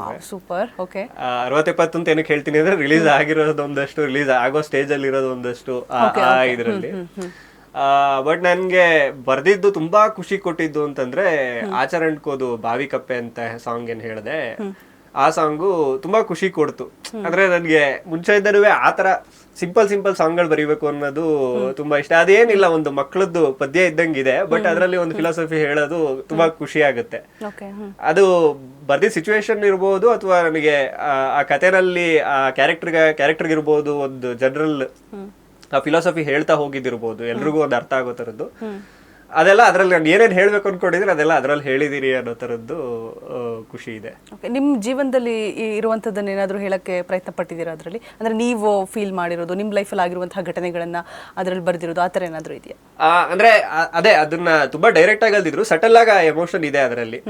ಬಿಕಾಸ್ ಹುಟ್ಟುತ್ತಾ ಬಾವಿ ಕಪ್ಪೆಗೆ ಬಾವಿನೇ ಸಾಗರ, ಹೊರಗೆ ಕಾಲ ನೀಡುವ ತನಕ ಜಗವೇ ಸಾಗರ. ಅಂದ್ರೆ ಬಾವಿ, ಎಲ್ಲರೂ ಬಾವಿ ಕಪ್ಪೆಗಳಾಗಿರ್ತೀವಿ. ಈಗ ನಾನು ರೈಟಿಂಗ್ ಮಾಡ್ಬೇಕು ಅನ್ಕೊಳ್ಳೋದು ಬೇರೆ, ಸಿನಿಮಾ ರಂಗಕ್ಕೆ ಬಂದು ಅಲ್ಲಿರೋ ಒಂದ್ ಪ್ರಪಂಚನ ಎಕ್ಸ್ಪ್ಲೋರ್ ಮಾಡೋದ್ ಬೇರೆ. ಅಲ್ಲಿ ಬರಕ್ ಮುಂಚೆ ನಮ್ಗೆ ಸಿನಿಮಾಗೆ ಹೋಗ್ಬಿಟ್ರೆ ಹಿಂಗ ಆಗುತ್ತೆ ಅನ್ನೋದಿರುತ್ತೆ. ಸೊ ಅಲ್ಲಿಗೆ ಬಂದಾಗ ಒಂದ್ಸ್ ಅಗೇನ್ ಆ ಪ್ರಪಂಚ ನೋಡಿದಾಗ ನಮಗ್ ಗೊತ್ತಾಗೋದು, ಓಕೆ ನಾವು ನಿಜವಾಗ್ಲೂ ಬಾವಿ ಕಪ್ಪೆ ಅಂತ. ಕನ್ನಡದಲ್ಲಿ ಸಿನಿಮಾ ಮಾಡ್ತಾ ಇರ್ತೀವಿ, ಇನ್ನೊಂದ್ ಯಾವ್ದೋ ಒಂದು ಆಪರ್ಚುನಿಟಿ ಸಿಗುತ್ತೆ, ಎಲ್ಲೋ ಇನ್ನೂ ದೊಡ್ಡ ಮಟ್ಟದಲ್ಲಿ ಏನೋ ಮಾಡೋದ್ ಸಿಗುತ್ತೆ. ಅಲ್ಲಿಗೆ ಹೋದಾಗ ಆ ಪ್ರಪಂಚ ಇನ್ನೂ ದೊಡ್ಡದಾಗುತ್ತೆ. ಅಂದ್ರೆ ನಮ್ ಬಾವಿಗಳು ದೊಡ್ಡದಾಗ್ತಾ ಹೋಗುತ್ತೆ ಬಿಟ್ರೆ ಲೈಕ್ ಎಕ್ಸ್ಪ್ಲೋರ್ ಮಾಡೋದು ತುಂಬಾ ಇದೆ ಅನ್ನೋದು ಆ ಹಾಡಿನ ಸಾಲುಗಳಲ್ಲಿ ಹೇಳ್ತಾ ಹೋಗಿದೀವಿ. ಓಕೆ. ನಿಜವಾಗ್ಲೂ ಆ ಒಂದು ಲೈನ್ ಅಂತ ಹೇಳಿದ್ರೆ ಒಂದ್ ಲೈನ್ ಅಷ್ಟೇ ನಮ್ಗೆ, ಬಟ್ ಅದರಲ್ಲಿ ಎಷ್ಟು ಅರ್ಥ ಆಳ ಇರುತ್ತೆ ಅಂತ ನಿಮಗ್ ಬರ್ದೋರ್ಗೆ ಗೊತ್ತಿರುತ್ತೆ. ನಿಜವಾಗ್ಲೂ ಅದ್ಭುತ ಅಂತಾನೆ ಹೇಳ್ಬೋದು. ಹೇಳಿ ಕೇಳಿ ಇದು ನವೆಂಬರ್ ಕನ್ನಡ ರಾಜ್ಯೋತ್ಸವ. ಸೊ ಕನ್ನಡದ ಹಬ್ಬ ನಮ್ಮ ಕನ್ನಡಿಗರಿಗೆ ಎಲ್ರಿಗೂ ಕೂಡ. ಸೊ ಇವಾಗ ಇಲ್ಲೇ ನೀವು ಕನ್ನಡದ ಬಗ್ಗೆ ಒಂದು 2 ಲೈನ್ ಸಾಂಗ್ ಅನ್ನ ಬರೆದ್ಬಿಟ್ಟು ಹಾಡುವಂತ ಪ್ರಯತ್ನ ಮಾಡ್ಬೇಕು. ಟಾಸ್ಕ್ ಇದು ನಿಮ್ಗೆ. ಕನ್ನಡದ ಸಿರಿ ಕನ್ನಡದ ಸವಿ, ಸವಿದವನೇ ನಿಜ ಕನ್ನಡಿಗ. ಕನ್ನಡವೇ ಶಶಿ ಕನ್ನಡವೇ ರವಿ, ಕನ್ನಡಮಯವಿದು ಎನ್ನ ಜಗ. ಜೇನಲ್ಲಿ ಅದ್ದಿ ತೆಗೆದಂತೆ ಅಕ್ಷರ, ಸಂಗೀತ ಯಾಕೆ ಈ ನುಡಿಯೇ ನಾದಸ್ವರ. ಜನಜನಿತ ನೀ ಜನ ಪದವೇ, ಹೇ ಅಗಣಿತ ಪದ ಸಂಪದವೇ. ನುಡಿ ರಾಣಿಯ ನೂಪುರ ಒಡವೆ, ಗಡಿಯಾಚೆಗೂ ನೀ ಮೆರವೆ. ಸೂಪರ್. ಹಾಡ್ಬೋದಾ? ಹಾಡಕ್ ಕಷ್ಟ ಆಗುತ್ತೆ? ಇಲ್ಲ, ಟ್ಯೂನ್ ಅಂತ ಏನಿಲ್ಲ, ಇದು ಸುಮ್ನೆ ನಾನೇ ಒಂದಷ್ಟು ನನ್ನ ತಲೆಯಲ್ಲಿ ಇದ್ದಿದ್ದು ಅಂಡ್ ನೀವು ಇವತ್ತು ಕೇಳಿದ್ರಿ, ಸೊ ಅದನ್ನ ಒಂದು ಫಾರ್ಮ್ ಮಾಡಿ ಹೇಳ್ತಾ ಇದ್ದೀನಿ. ಅದ್ರ ಅರ್ಥ ಸರ್ 1-2 ಸಾಲಲ್ಲಿ? ಜನಜನಿತ ನೀ ಜನಪದವೇ ಅಂತಂದ್ರೆ ಲೈಕ್ ಡೆಫಿನೆಟ್ಲಿ ಲೈಕ್ ಇದು ನಮ್ದು ಭಾಷೆನೇ ಒಂದು ಜನಪದದಲ್ಲಿ ಲೈಕ್ ಅದ್ರದ್ದು ಹಿರಿಮೆ ಇನ್ನೊಂದು ನೆಕ್ಸ್ಟ್ ಲೆವೆಲ್ಗಿದೆ. ಅಂಡ್ ಪದ ಸಂಪದ, ಅಗಣಿತ ಪದ ಸಂಪದವೇ. ಹುಡುಕ್ತಾ ಇದ್ರೆ ಹಳೆಗನ್ನಡ ಹೊಸಗನ್ನಡ ಎಲ್ಲಾ ಪದಗಳು ಇನ್ನೂ ಇವತ್ತಿಗೂ ಪದಗಳು ಸೇರ್ತಾನೆ ಇದೆ. ಅಗಣಿತವಾದ ಪದ ಸಂಪದ. ನುಡಿರಾಣಿಯ ನೂಪುರ ಒಡವೆ. ನುಡಿರಾಣಿ ಅಂದ್ರೆ ಸರಸ್ವತಿ, ಅವಳದ್ದೊಂದು ಒಡವೆ ಕನ್ನಡ. ಇದನ್ನ ಕುವೆಂಪು ಒಂದ್ ಕಡೆ ಬರೀತಾರೆ, ಅದೇ ಸಿಮಿಲರ್ ಸಾಲು.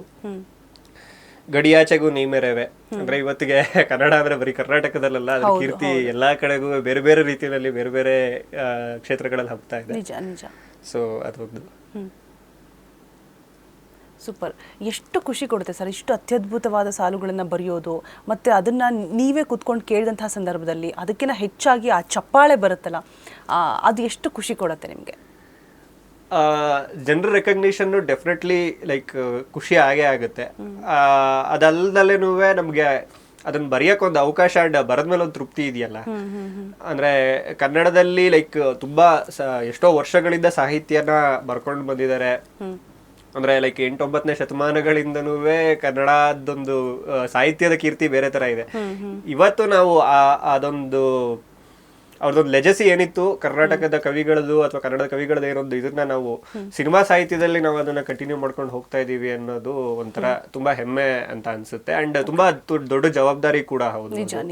ಯಾಕಂದ್ರೆ ಇಲ್ಲಿಂದ ನಾವೇನ್ ಮಾಡ್ತಿದ್ವಿ ಅದು ನಮ್ಮ ಮುಂದಿನ ಜನರೇಷನ್ಗೂ ಕಂಟಿನ್ಯೂ ಆಗುತ್ತೆ. ನಮ್ ಹಿಂದಿನವ್ರು ಮಾಡ್ಕೊಂಡ್ ಬಂದಿದ್ದು ನಾವು ಮಾಡ್ತಾ ಇದೀವಿ, ನಾವು ಮಾಡ್ತಾ ಇರೋದನ್ನ ನಮ್ ಮುಂದಿನ ಜನರೇಷನ್ ಅವರು ನಮ್ಮಿಂದ ಇದ್ ಮಾಡ್ತಾ ಹೋಗ್ತಾರೆ ಅನ್ನೋದಿರೋದ್ರಿಂದ ಅದೊಂದು ಜವಾಬ್ದಾರಿ ಕೂಡ ಹೌದು. ನಾವು ಹೇಗೆ ಪದಗಳನ್ನ ಬಳಸ್ತೀವಿ, ಹೇಗೆ ಮಾತಾಡ್ತೀವಿ, ಅದೆಲ್ಲ ತುಂಬಾ ತುಂಬ ಮ್ಯಾಟರ್ ಆಗುತ್ತೆ. ಹೌದು, ಖಂಡಿತ.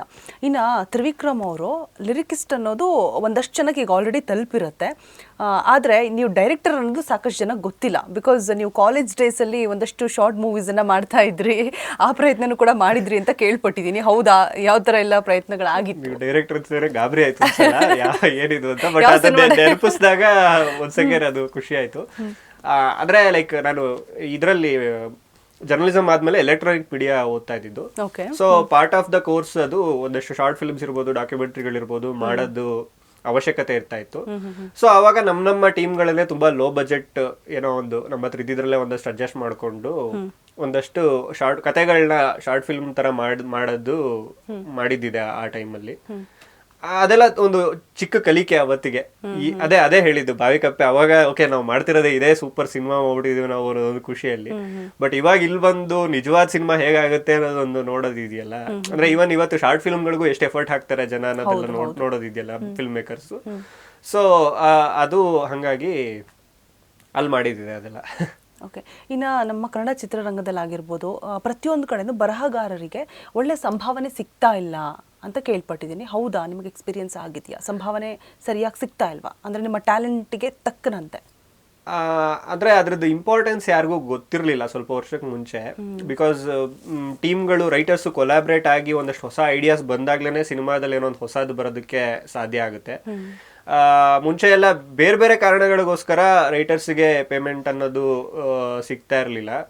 ಅಂದ್ರೆ ಅದೇ ಪ್ರೊಡ್ಯೂಸರ್ಗಳಿಗೆ ಲೈಕ್ ಆನ್ ದ ಸ್ಕ್ರೀನ್ ಯಾರು ಕಾಣ್ತಾರೆ ಅವ್ರು ಮಾತ್ರ ಇಂಪಾರ್ಟೆಂಟ್ ಅನ್ನೋದೊಂದು ಅವಾಗ ಒಂದು ಒಪಿನಿಯನ್ ಇತ್ತು. ಆ ತರ ತಕ್ಕಮಟ್ಟಿಗೆ ಇವಾಗೆಲ್ಲ ಬದಲಾಗ್ತಾ ಇದೆ. ಬಟ್ ಏನಂದ್ರೆ ತುಂಬಾ ಜನ ತುಂಬಾ ಸಿನಿಮಾಗಳು ನಡೀತಾ ಇರೋದ್ರಿಂದ ಲೈಕ್ ಎಲ್ರಿಗೂ ಅದು ಸಿಗ್ತಾ ಇಲ್ಲ ಅಂತ ಹೇಳೋದು ಇದಾಗುತ್ತೆ. ಅದು ಅವ್ರದ್ದು ಪರಿಸ್ಥಿತಿ ಹಾಗೆ ಇರುತ್ತೆ. ಬಿಕಾಸ್ ಇಲ್ಲಿ ಇನ್ವೆಸ್ಟ್ ಮಾಡೋದಕ್ಕೆ ಯಾರಿಗೂ ಓಕೆ ಇಲ್ಲಿ ಮಾಡಿದ್ರೆ ವರ್ಕ್ ಆಗಲ್ಲ ಅನ್ನೋ ಕನ್ಫ್ಯೂಷನ್ಸ್ ಇರುತ್ತೆ. ಅದೇ ಆನ್ ಸ್ಕ್ರೀನ್ ಇರೋರಾದ್ರೆ ಇವಾಗ ಹೀರೋಗಳಾದ್ರೆ ಓಕೆ ಅವ್ರದ್ದು ಮಾರ್ಕೆಟ್ ಅನ್ನೋ ತರ ಇರುತ್ತೆ.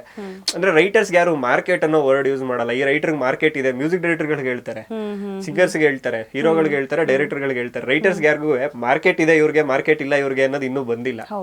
ಸೊ ಆ ರೈಟರ್ಸ್ ಇಂದ ಲೈಕ್ ಒಂದು ಫಿಲ್ಮ್ ಗೆದ್ದಾಗ ಓಕೆ ಇವ್ರ ಹತ್ರ ಬರ್ಸ್ಬೇಕು, ಇವ್ರ ಹತ್ರ ಗೆದ್ರೆ ಅವಾಗ ಅದ ಮಾರ್ಕೆಟ್ ಅನ್ನೋದೊಂದು ಸೃಷ್ಟಿ ಆಗುತ್ತೆ. ಅದು ತಕ್ಕಮಟ್ಟಿಗೆ ಇವಾಗ ಮಾಸ್ತಿ ಸರ್ ಇರ್ಬೋದು, ರಘು ನಿಡವಳ್ಳಿ ಸರ್ ಇರ್ಬೋದು, ಇವರೆಲ್ಲ ಬರೆಯಕ್ ಶುರು ಮಾಡಿದ್ಮೇಲೆ ಅಂದ್ರೆ ರೈಟರ್ಸ್ ಈವನ್ ಡೈಲಾಗ್ ರೈಟರ್ಸ್ಗೂ ಒಂದು ರೆಕಗ್ನಿಷನ್ ಸಿಗಕ್ಕೆ ಸ್ಟಾರ್ಟ್ ಆಯ್ತು. ಅಂಡ್ ತುಂಬಾ ಜನ ರೈಟರ್ಸ್ ಇದ್ದಾರೆ ಅಂಡ್ ಟೀಮ್ಗಳಿದೆ, ರೈಟಿಂಗ್ ಟೀಮ್ಗಳಾಗ್ತಾ ಇದೆ ಇವಾಗ. ಹೋಗ್ತಾ ಮುಂದಿನ ದಿನಗಳು ಅದೆಲ್ಲ ಇನ್ನೂ ಬೆಟರ್ ಆಗ್ತಾ ಹೋಗುತ್ತೆ. ಈಗ ಡೆಫಿನೆಟ್ಲಿ ಕಷ್ಟ ಇದೆ, ಬಟ್ ಸಿನಿಮಾಗಳು ಚೆನ್ನಾಗಾಗ್ತಾ ಹೋದಂಗೆ ಅವರಿಂದ ಒಂದಷ್ಟು ಸಿನಿಮಾಗಳು ಗೆದ್ದಂಗೆ ಅವ್ರಿಗೂ ಒಂದು ವ್ಯಾಲ್ಯೂ ಬರ್ತಾ ಹೋಗುತ್ತೆ. ನಿಜ.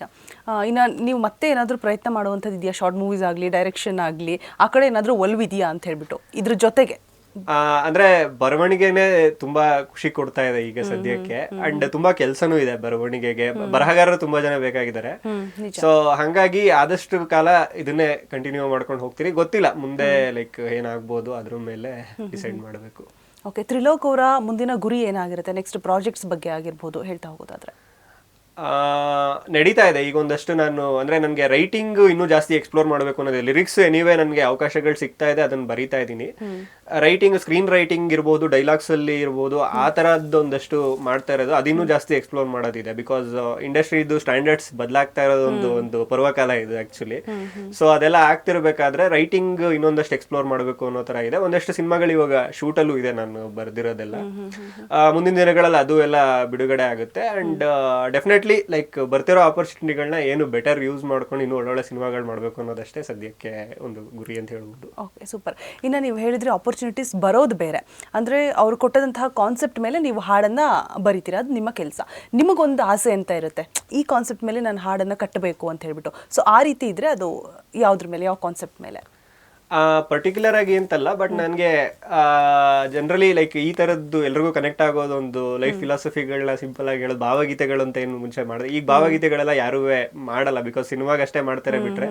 ಭಾವಗೀತೆಗಳು ಇರೋ ಭಾವಗೀತೆಗಳನ್ನೇ ಇನ್ನೂ ಮತ್ತೆ ಮತ್ತೆ ಹಾಡ್ತಾ ಇದಾರೆ ಬಿಟ್ರೆ ಸಿಂಗರ್ಸ್. ಯಾರಿಗೂ ಹೊಸ ಲೈನ್ಸ್ ಆ ಥರದ್ದು ಏನಿಲ್ಲ, ಸಿಗ್ತಾ ಇಲ್ಲ ಇದ್ ಮಾಡೋದಕ್ಕೆ. ಸೊ ನಮಗೆ ಬರವಣಿಗೆ ಒಂದು ತಕ್ಕಮಟ್ಟಿಗೆ ಗೊತ್ತಿರೋದ್ರಿಂದ ನಾವು ಆದಷ್ಟು ಆ ಥರದ್ದು ಏನಾದರೂ ಎಕ್ಸ್ಪ್ಲೋರ್ ಮಾಡಬೇಕು ಅಂತ ನನಗೆ ಆಸೆ ಇದೆ. ಆದರೆ ಲೈಕ್ ಮುಂಚೆ ಎಲ್ಲ ಈ ಎನಿ ಜಾನರ್ ತಗೋಬಹುದು ನಾವು. ಲವ್ ಸಾಂಗ್ಗಳಿರ್ಬೋದು, ಫಿಲಾಸಫಿ ಇರ್ಬೋದು, ದೇವ್ರ ನಾಮಗಳಿರ್ಬೋದು, ಎಲ್ಲ ಇರೋದನ್ನೇ ಹಾಡ್ತಾ ಇದೀವಿ ಬಿಟ್ರೆ ಯಾರು ಹೊಸದಾಗಿ ಬರೀತಾ ಇರೋದು ತುಂಬಾ ಕಮ್ಮಿ ಇದೆ. ಅದೇ ಸಿನಿಮಾಗೋಸ್ಕರ ಬರೀತಾರೆ, ಹಾಡು ಅಂದ್ರೆ ಸಿನಿಮಾಗೆ ಅನ್ನೋ ತರ ಆಗೋಗಿತ್ತಲ್ಲ. ಸೊ ಅದನ್ನ ಸಿನಿಮಾಗಳದಲ್ಲೇ ಲೈಕ್ ಚಿಕ್ಕ ಚಿಕ್ಕ ಆಲ್ಬಮ್ಗಳು ಮಾಡಿ ಯೂಟ್ಯೂಬ್ ಅಲ್ಲಿ ಮಾಡಬಹುದು. ಈ ತರದೆಲ್ಲ ಆಪರ್ಚುನಿಟೀಸ್ ಇದೆ. ಸೊ ಅದನ್ನೆಲ್ಲ ಎಕ್ಸ್ಪ್ಲೋರ್ ಮಾಡಬೇಕು ಅಂತ ಆಸೆ ಇದೆ. Super super. ಹೀಗೆ ನಿಮ್ಮ ಜರ್ನಿ ಮುಂದುವರಿತಾ ಹೋಗ್ಲಿ, ನಮ್ಮನ್ನೆಲ್ಲ ಎಂಟರ್ಟೈನ್ ಮಾಡ್ತಾ ಇರಿ. ಅದ್ರ ಜೊತೆಗೆ ಅವಾಗಲೇ ನಾವು ಮಾತಾಡ್ತಾ ಹೋದ್ವಿ, ಗುರು ಸರ್ ಹೇಳ್ತಾ ಹೋದ್ರು ಆ ದೈವದ್ದು ಅಂದ್ರೆ ಒಂದು ಮುತ್ತಿನ ಕತೆ ಸಿನಿಮಾದಲ್ಲಿ ರಾಜ್ಕುಮಾರ್ ದೈವ ಪೂಜೆ ಮಾಡ್ತಾ ಇರುವಂತಹ ಸಂದರ್ಭದಲ್ಲಿ ಯಾವ ರೀತಿ ಅವ್ರನ್ನ ಕೀಳಾಗಿ ನೋಡ್ತಾರೆ, ಏನ್ ಮಾಡುತ್ತೆ ನಿಮ್ಮ ದೈವ ಅಂತ ಹೇಳ್ಬಿಟ್ಟು ದೊಡ್ಡ ಮಟ್ಟದಲ್ಲಿರೋರು ಪ್ರಶ್ನೆ ಮಾಡುವಂತಹ ಒಂದು ಸೀನು. ಬಟ್ ಇಲ್ಲಿ ಒಂದೇ ಒಂದು ಸೀನ್ ಇರುತ್ತೆ ಅಲ್ಲಿ, ಬಟ್ ಇಲ್ಲಿ ಆ ಒಂದು ದೈವ ಅನ್ನುವಂತಹ ಕಾನ್ಸೆಪ್ಟ್ನ ಇಟ್ಕೊಂಡು ಇಷ್ಟು ದೊಡ್ಡ ಸಿನಿಮಾ ಮಾಡಿದ್ದಾರೆ, ಇಷ್ಟು ದೊಡ್ಡ ಸಕ್ಸಸ್ ಆಗಿದೆ ಪ್ಯಾನ್ ಇಂಡಿಯಾ ಲೆವೆಲ್ಗೆ. ಸೊ ಇದ್ರ ಬಗ್ಗೆ ಏನು ಹೇಳ್ತೀರಾ, ದೈವದ ಶಕ್ತಿ ಬಗ್ಗೆ? ಬಿಕಾಸ್ ಆ ಸಿನಿಮಾ ಮಾಡಿದವ್ರು ಎಲ್ಲರೂ ಕೂಡ ದೈವದ ಬಗ್ಗೆ ಮಾತಾಡ್ತಾರೆ. ಅಲ್ಲಿ ಏನೋ ಒಂದು ಚೇಂಜಸ್ ಆಗಿದೆ ಅಂದರೆ ಅದಕ್ಕೆ ದೈವನೇ ಕಾರಣ, ಅದೇನೋ ಯಶಸ್ಸು ಸಿಕ್ಕಿದೆ ಅಂದರೆ ದೈವನೇ ಕಾರಣ ಅಂತ ಹೇಳ್ತಾರೆ. ಸೊ ನೀವೇನು ಹೇಳ್ತೀರಾ ಅದ್ರ ಬಗ್ಗೆ? ಆ ಫೀಲ್ ನಿಮಗೂ ಆಗಿದೆಯಾ? ಅದು ಪರ್ಸನಲ್ ನಂಬಿಕೆಗಳು ಅಂತ ಹೇಳ್ಬೋದು. ಅಂದ್ರೆ ಎಲ್ಲದನ್ನು ನಾವು ಮಾಡಿದ್ವಿ ಅನ್ನೋದಕ್ಕಿಂತ ನಮ್ಮಿಂದ ಒಂದು ಶಕ್ತಿ ಮಾಡಿಸ್ತು ಅನ್ನೋದು ಒಂದು ನಮ್ಮನ್ನ ಹಂಬಲ್ ಆಗಿಡೋದಕ್ಕೂ ಅದು ಹೆಲ್ಪ್ ಆಗುತ್ತೆ. ಅಂಡ್ ನಮ್ಗೆ ಮುಂದಿನ ದಿನಗಳಲ್ಲೂ ಆ ತರದನ್ನೇ ಮಾಡ್ಕೊಂಡು, ಅಂದ್ರೆ ಎಲ್ಲದನ್ನು ನಾವೇ ಮಾಡೋದ್ಬಿಟ್ವಿ ಅಂದ್ಬಿಟ್ರೆ ಅದೊಂದು ನಾವೇ ಅದನ್ನೊಂದು ಇದನ್ನ ತಗೊಂಡ್ಬಿಡ್ತೀವಿ. ಅದಲ್ದಲೇನು ಲೈಕ್ ದೈವದ ಮೇಲೆ ಏನಕ್ಕೆ ಅದನ್ನ ಇದ್ ಮಾಡ್ತೀವಿ ಅಂತಂದ್ರೆ ನಮ್ಮನ್ನ ಹಂಬಲ್ ಆಗಿಡುತ್ತೆ ಒಂದು ರೀಸನ್ನು. ಅಂಡ್ ಮುಂದಿನ ದಿನಗಳಲ್ಲೂ ಅದು ನಮ್ಮಿಂದ ಆಗಬಹುದು ಅನ್ನೋದೊಂದು ಹೋಪ್ ಅಷ್ಟೇನೆ ಅದು. ಅಂಡ್ ಫುಲ್ ಫ್ಲೆಡ್ಜ್ ಆಗಿ ಅದನ್ನೇ ಮಾಡೋದಕ್ಕೆ ಏನ್ ಕಾರಣ ಅಂತಂದ್ರೆ ರೂಟೆಡ್ ಕಥೆಗಳು ಹೇಳ್ಬೇಕು ಅನ್ನೋದು ಆ ಟೀಮ್ಗೆ ಮುಂಚೆಯಿಂದನೂ ಇದೆ. ಅಂದ್ರೆ ನಮ್ಮ ಸರ್ಕಾರಿನೂ ಒಂದ್ಸಲ ರೂಟೆಡ್ ಕಥೆನೆ, ಅಂದ್ರೆ ಒಂದು ಚಿಕ್ಕ ಊರಲ್ಲಿ ನಡೆಯೋದು ಆ ಊರಿನ ಕಥೆನ ಯಾವ್ದನ್ನ ನಾವು ಪ್ಯಾರಲಲ್ ಸಿನಿಮಾಗಳಲ್ಲಿ ಅಥವಾ ಈ ಏನು ಹೇಳ್ತೀವಿ ಫೆಸ್ಟಿವಲ್ ಸಿನಿಮಾಗಳು ಅಂತ ಏನು ಹೇಳ್ತೀವಿ ಆ ತರದ್ರಲ್ಲಿ ಮಾತ್ರ ಚೂಸ್ ಮಾಡ್ತಿದ್ದ ಕಥೆಗಳನ್ನ ಒಂದು ಕಮರ್ಷಿಯಲ್ ಆಗು ಹೇಳ್ಬೇಕು ಅಂಡ್ ಎಲ್ಲ ತುಂಬಾ ಜನಕ್ಕೆ ರೀಚ್ ಮಾಡಿಸ್ಬೇಕು ಅನ್ನೋದು ಒಂದು ಇಂಟೆನ್ಷನ್ ಇಂದ ಹೊರಟಂತ ರೀಸನ್ ಈ ಕಥೆಗಳವು. ಅಂದ್ರೆ ನೀವು ಅದನ್ನ ಬೇರೆ ಯಾವ್ದೋ ತರ ಮಾಡಿದಿದ್ರೆ ಲೈಕ್ ತುಂಬಾ ಜನಕ್ಕೆ ಅಷ್ಟೊಂದ್ ಜನಕ್ಕೆ ರೀಚ್ ಆಗ್ತಿತ್ತೋ ಇಲ್ಲೋ ಗೊತ್ತಿಲ್ಲ, ಅದೇ ಕಥೆನೇ. ಬಟ್ ಅದನ್ನ ಒಂದ್ ಒಳ್ಳೆ ಟೀಮ್ ಇಟ್ಕೊಂಡು ಒಂದ್ ಒಳ್ಳೆ ಬಜೆಟ್ ಇಟ್ಕೊಂಡು ಒಂದ್ ದೊಡ್ಡ ಮಟ್ಟದಲ್ಲೂ ಯಾವ್ದೇ ಕಥೆನಾರು ಹೇಳ್ಬಹುದು. ಬರೀ ಇದು ದೈವದ ಕಥೆ ಅಂತ ಹೇಳಿದ್ರೆ ಅದಕ್ಕೆ ಮಾತ್ರ ಸೀಮಿತ ಅಂತಲ್ಲ. ನಿಮ್ ಒಳಗಡೆ ಯಾವ್ದೋ ಒಂದು ಕಥೆ ಇದೆ ಅಂತಂದಾಗ ಅದನ್ನ ದೊಡ್ಡ ಮಟ್ಟದಲ್ಲಿ ಹೇಳೋದಕ್ಕೆ ಇದೊಂದು ಎಕ್ಸಾಂಪಲ್ ಅಂತ ಅಷ್ಟೇ ನಾವು ನೋಡ್ಕೋಬೇಕಾಗುತ್ತೆ. ನಮ್ಗೆ ಯಾವ್ದೋ ಒಂದು ನಮ್ಮೂರಲ್ಲಿ ನಡೆಯೋದು ಯಾವ್ದೋ ಒಂದು ವಿಷಯದ ಬಗ್ಗೆ ನಮ್ಗೆ ಆಸಕ್ತಿ ಇರ್ಬೋದು, ಇದನ್ನೆಲ್ಲ ಯಾರು ನೋಡ್ತಾರೆ ಅಂತ ಅನ್ನಿಸ್ತಾ ಇತ್ತು. ಬಟ್ ಇವಾಗ ಅದನ್ನು ಹೇಳ್ಬಹುದು, ನಮ್ಮ ಕಥೆಗಳನ್ನು ಯಾವ ನೆಲದ್ದಾರೋ ಆಗಿರ್ಲಿ ಯಾವ ಪ್ರದೇಶದ್ದಾರೋ ಆಗಿರ್ಲಿ ಆ ಕಥೆಗಳನ್ನ ಹೇಳಬಹುದು ಅನ್ನೋದಕ್ಕೆ ಇದೊಂದು ಎಕ್ಸಾಂಪಲ್ ಅಂತ ನನ್ಗನ್ಸುತ್ತೆ. Super super. ತುಂಬಾ ಖುಷಿ ಆಯ್ತು ನಿಮ್ ಜೊತೆ ಮಾತಾಡಿ. ಸ್ಯಾಂಡಲ್ವುಡ್ ನಲ್ಲಿ ನಿಮ್ಮ ವಿಕ್ರಮ ಹೀಗೆ ಮುಂದುವರಿಲಿ ಅಂತ ಹೇಳ್ತಾ, ಹಾಗೆ ನಿಮ್ಮ ಒಂದು ಅಮೂಲ್ಯವಾದ ಸಮಯವನ್ನ ನಮ್ಮೊಟ್ಟಿಗೆ ಕಳೆದ್ರಿ. Thank you so much. Thank you ನಿಮಗೂ ಕೂಡ. ಸೊ ನೋಡಿದ್ರಲ್ವಾ ವೀಕ್ಷಕರೇ, ಇದಾಗುತ್ತೆ ಇವತ್ತಿನ ವಿಶೇಷ ಕಾರ್ಯಕ್ರಮ. ಮತ್ತೆ ಮುಂದಿನ ವಾರ ಇನ್ನೊಬ್ರು ವಿಶೇಷ ವ್ಯಕ್ತಿಯೊಂದಿಗೆ ನಿಮ್ಮ ಮುಂದೆ ಹಾಜರಾಗ್ತೀವಿ. ಇದು ತ್ರಿಲೋಕ್ ತ್ರಿವಿಕ್ರಮ್ ಅವರ ಒಂದು ಪಯಣದ ಕಥೆ, ನಮ್ಮ ಕರುನಾಡ ಹೆಮ್ಮೆಯ ಕನ್ನಡದ ಪುತ್ರ ಅಂತಾನೆ ಹೇಳ್ಬೋದು. ಸೊ ನೋಡ್ತಾ ಇರಿ ಅಶ್ವವೇಗ ನ್ಯೂಸ್, ಇದು ಸತ್ಯಾನ್ವೇಷಣೆಯ ಓಟದಲ್ಲಿ.